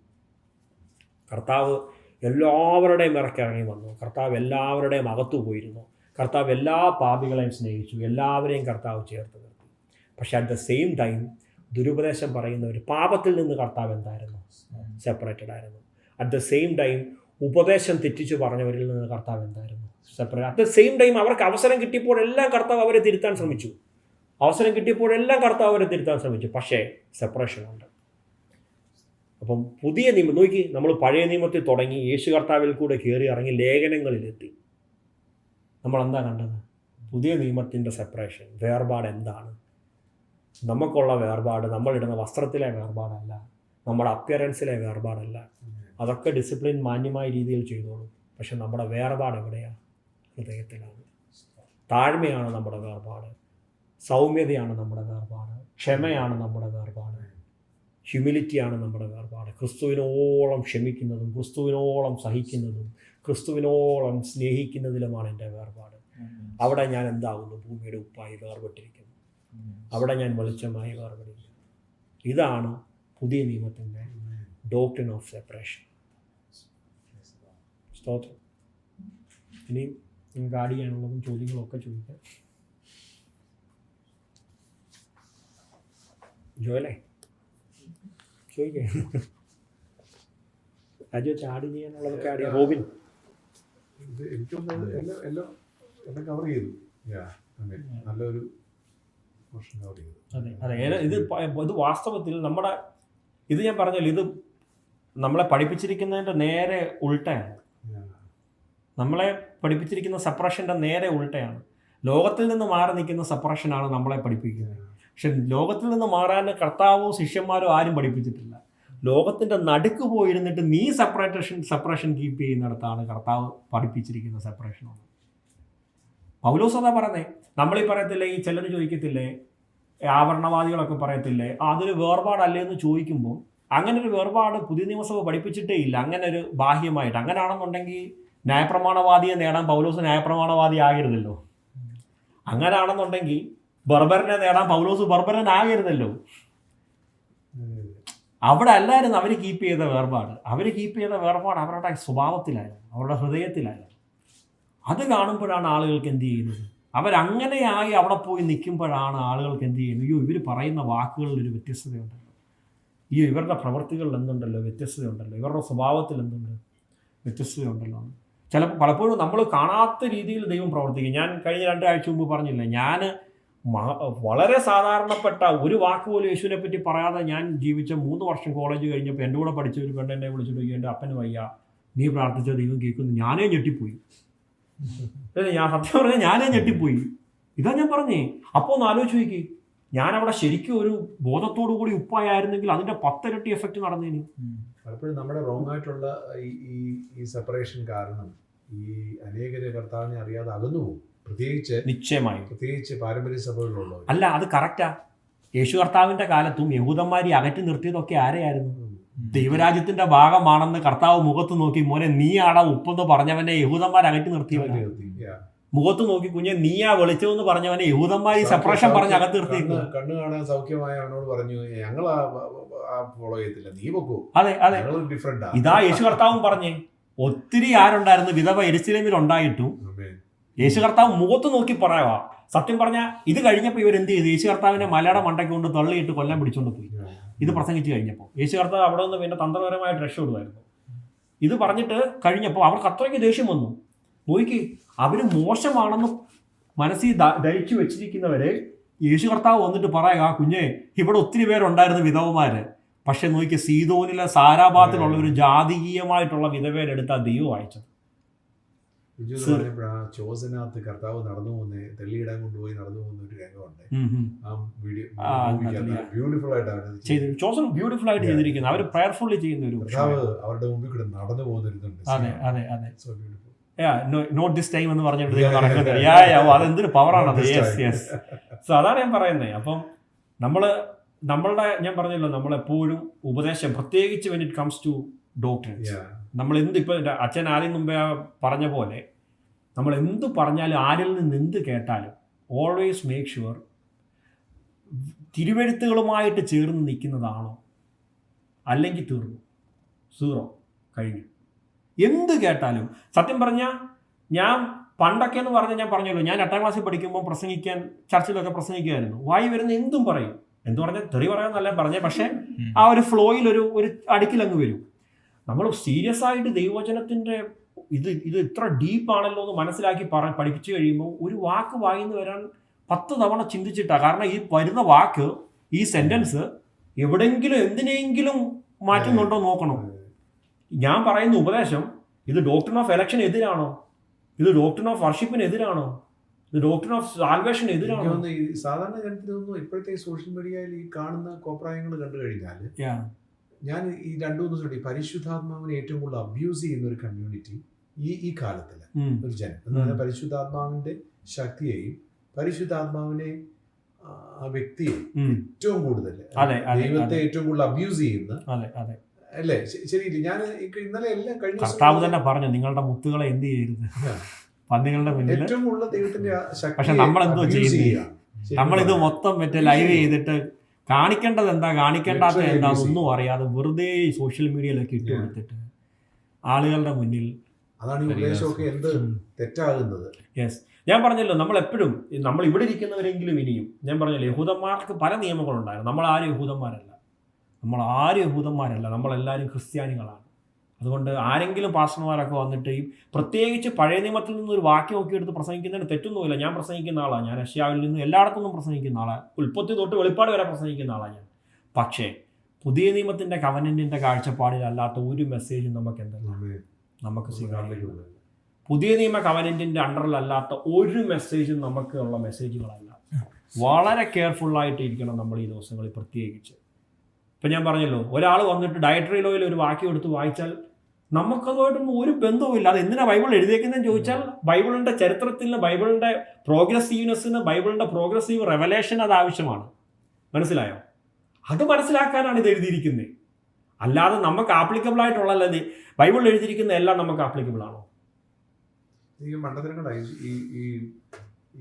സ്വർണം ഇടുന്നവരെ ജഡ്ജ് ചെയ്യുന്നതും, ഞാനൊരു ഉദാഹരണം പറഞ്ഞ സ്വർണ്ണം ഞാൻ എടുത്ത് പറഞ്ഞാൽ നമുക്ക് എല്ലാവർക്കും അസോസിയേറ്റ് ചെയ്യാൻ പറ്റുന്ന ഒരു കാര്യം ആയതുകൊണ്ട് ഞാൻ പറഞ്ഞതേ ഉള്ളൂ. അതൊരു ഇങ്ങനെയുള്ള പെരിഫറൽ ആയിട്ടുള്ള അങ്ങനെ കണ്ടാൽ മതി. ഞാനത് നമുക്ക് എല്ലാവർക്കും പെട്ടെന്ന് അസോസിയേറ്റ് ചെയ്യാൻ പറ്റുന്ന ഒരു ഉദാഹരണം പറഞ്ഞത്.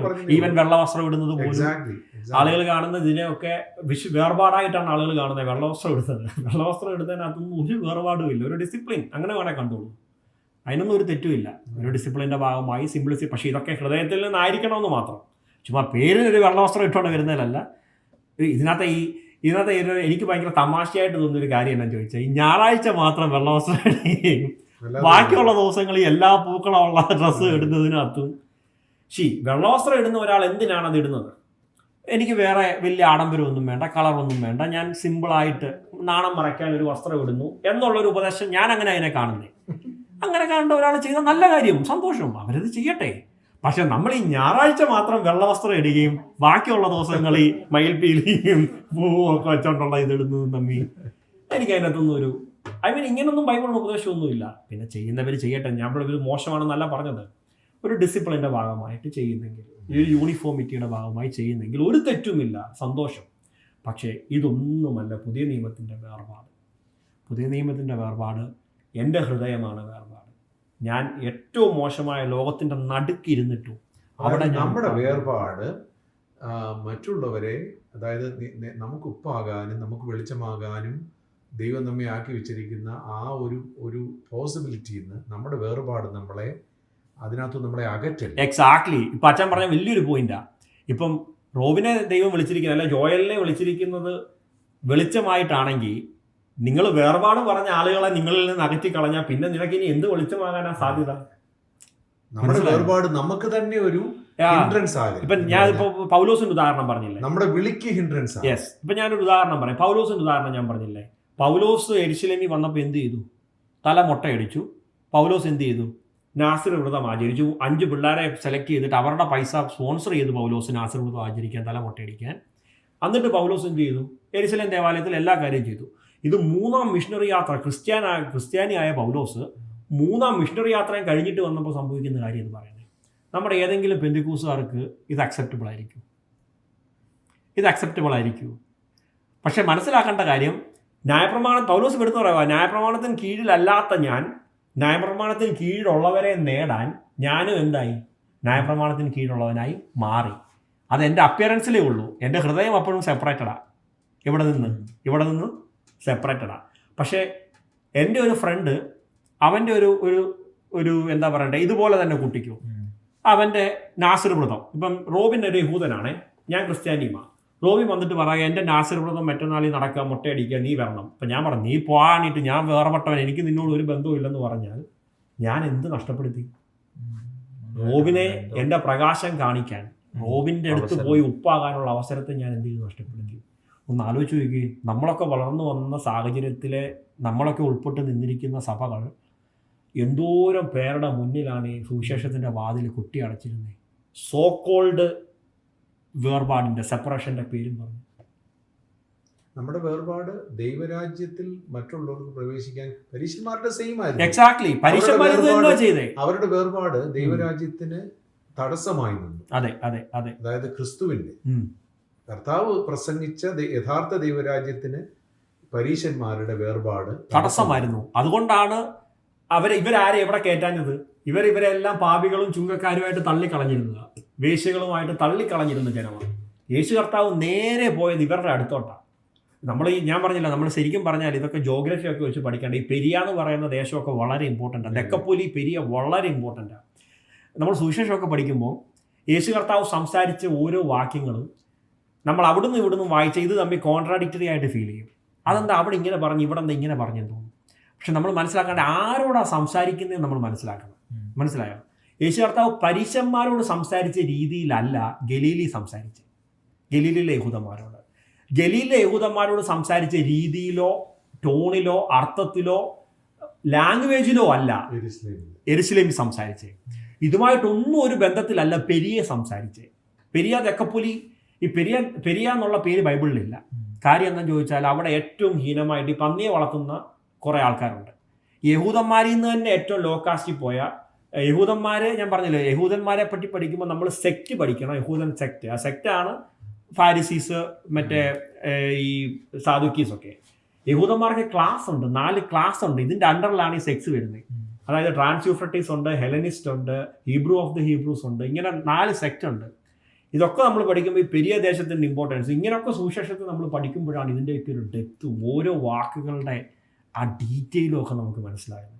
ദൈവം അനുവദിച്ച് ഇതൊക്കെ നമുക്ക് പഠിക്കാം. മുന്നോട്ടുള്ള ദിവസങ്ങളിൽ നമ്മൾ ഡീറ്റെയിൽ ആയിട്ട് ഇതെല്ലാം പഠിക്കാം. പക്ഷേ ഞാൻ പറഞ്ഞത് നോക്കി, ഈ സെപ്പറേഷൻ എവിടെയാണ്? ഇതിൻ്റെ അകത്തൊന്നുമല്ല. പെരിയൊക്കെ യഹൂദന്മാർ പേര് പോലും ഉച്ചരിക്കാതെ തള്ളിക്കളഞ്ഞപ്പോൾ യേശു കർത്താവ് അങ്ങ് ഇറങ്ങി ചെല്ലുക. നമ്മുടെ സെപ്പറേഷൻ ഇവിടെ ഹൃദയത്തിലാണ്. യേശു കർത്താവ് അവിടെ പോയിട്ട് യേശു കർത്താവ് അശുദ്ധനായില്ല. യേശു കർത്താവിൻ്റെ പ്രകാശം അവരിലേക്ക് പകരുക. അതുകൊണ്ടാണ് ദെക്കപ്പൊലി ദേശത്ത് യേശു കർത്താവ് എന്നിട്ടൊരു പ്രസംഗത്തിനിരുന്നു. 3 ദിവസം രാവും പകലും ഇരുന്ന് കേട്ടു. എന്നിട്ട് യേശു കർത്താവ് പറഞ്ഞു, ഇവർ 3 ദിവസം കൊണ്ടിരിക്കുക, വിശക്കുന്ന എന്തെങ്കിലും കൊടുക്കണമെന്ന്. ഒന്ന് ആലോചിച്ച് നോക്കി. ശമരിയയുടെ പരിയത്തൂടെ പോയതേ ഉള്ളൂ. ശമരിയ ദേശം മൊത്തം ആദ്യത്തെ മാസമായിട്ട് പിന്നെ ശമരിയ സ്ത്രീ എന്ന് പറഞ്ഞ ആ ശമരിയ സ്ത്രീ ചെന്ന് പറഞ്ഞവര് രക്ഷിക്കപ്പെട്ടെന്നുള്ളതാണ്. അതെ അതെ അതെ രസം. യേശു കർത്താവിന്റെ ഒരു കാറ്റടിച്ചു പോയ ശമരിയ സ്ത്രീ, ജസ്റ്റ് കാറ്റടിച്ചതേ ഉള്ളൂ, ഒരുപാട് നേരമൊന്നുമില്ല, ജസ്റ്റ് വീശി അങ്ങ് പോയി. ആ സ്ത്രീ എന്ന് പറഞ്ഞവര്, അത് നമ്മൾ ഈ കാലസമ്പൂർണത പഠിക്കുമ്പോൾ ശമരിയൊക്കെ പീക്കിലെത്തി നിൽക്കുകയായിരുന്നു. ശമരിയുടെ ഒക്കെ രക്ഷ റിസീവ് ചെയ്യുന്നതിന്റെ പീക്കിലെത്തി നിൽക്കുക ശമരിയ. കാലസമ്പൂർണ്ണത നമ്മൾ പഠിക്കുമ്പോൾ അങ്ങനെ ഒരു മൊമെന്റിലാണ് മഷിക ഇറങ്ങി വരുന്നു. അവരൊക്കെ അങ്ങ് ഡെസ്പറേറ്റ് ആയിട്ടിരിക്കുകയാണ്. ഈ ഹോസന്നയുടെ അർത്ഥം തന്നെ അറിയുമോ?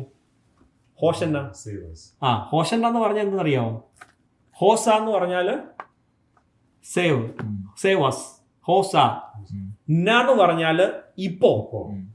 അപ്പം അപ്പൊ ഇപ്പൊ ഞങ്ങളെ രക്ഷിക്കുക എന്നാണ് ഹോസന്നയുടെ അർത്ഥം. മനസ്സിലായോ? അപ്പൊ ഇവര് യേശു കർത്താവ് കഴുതപ്പുറത്ത് കയറി യെരുശലേമിന്റെ തെരുവിലൂടെ വന്നപ്പോൾ ഇവർ പ്രവചനം ഓർത്തു. പ്രവാചകൻ പറഞ്ഞിരിക്കുക, നിങ്ങളുടെ മശിഹ, നിങ്ങളുടെ രാജാവ് കഴുതപ്പുറത്ത് കയറി വരുമെന്ന്. അപ്പൊ ഇവർക്ക് ഓൾറെഡി അറിയാം യേശു എന്താണ്, ഒരു മിറക്കിൾ വർക്കറാണെന്ന് അറിയാം. ഇതൂടെ കണ്ടപ്പോൾ ഇവർ ഉറപ്പിച്ചു, അയ്യോ ഇവൻ തന്നെ ഞങ്ങളുടെ മശിഹ ഇവൻ തന്നെ. അപ്പൊ ഞാൻ പറഞ്ഞല്ലോ മുമ്പേ, എന്താ പുരോഹിതന്മാർ വരെ പറ്റിച്ചിട്ടേക്കുക പ്രസാദവർഷം എന്താണെന്ന് പറഞ്ഞു കൊടുക്കാതെ കാലാകാലങ്ങളായിട്ട് അടിമയായി കിടക്കുന്ന ദൈവമേ എന്നാണ് ഇതൊന്ന് വരുന്നത്, എനിക്കൊന്നും മോചനത്തിനെന്ന് വിചാരിച്ചിരിക്കുന്നവൻ ദേണ്ടടാ ഞങ്ങളുടെ മഷിക വരുന്നു. അപ്പൊ അവര് പറയുക, ഹോസന്ന, ഞങ്ങളെ ഇപ്പൊ രക്ഷിക്കുക, ഇപ്പൊ ഞങ്ങളെ രക്ഷിക്കുന്നു പറയുക. ഇതിന്റെ ഡെപ്ത് മനസ്സിലാക്കാതെ നമ്മളിപ്പം രക്ഷിക്കപ്പെട്ട കൂട്ടത്തിന്റെ പാട്ടുകളാ ഹോസന്ന ഹോസന്ന. എന്തിന് എടേ, നിന്നെ ഓൾറെഡി രക്ഷിച്ചു. മനസ്സിലായോ?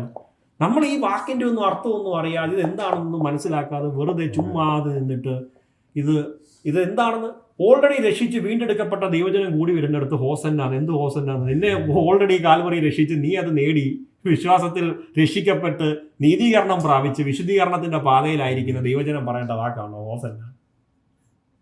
അപ്പോൾ ഇതാ ഞാൻ പറയുന്നത്, നമ്മൾ ബൈബിളിനെ പഠിക്കുമ്പോൾ അതിൻ്റെ പൊരുളിനെ മനസ്സിലാക്കി അതിൻ്റെ ആഴങ്ങളിൽ ഇറങ്ങിച്ചെന്ന് വേണം എന്ത് ചെയ്യാൻ. അപ്പോൾ സെപ്പറേഷൻ എല്ലാവരെയും ക്ലിയർ ആയി എന്ന് മനസ്സിലാക്കുന്നു.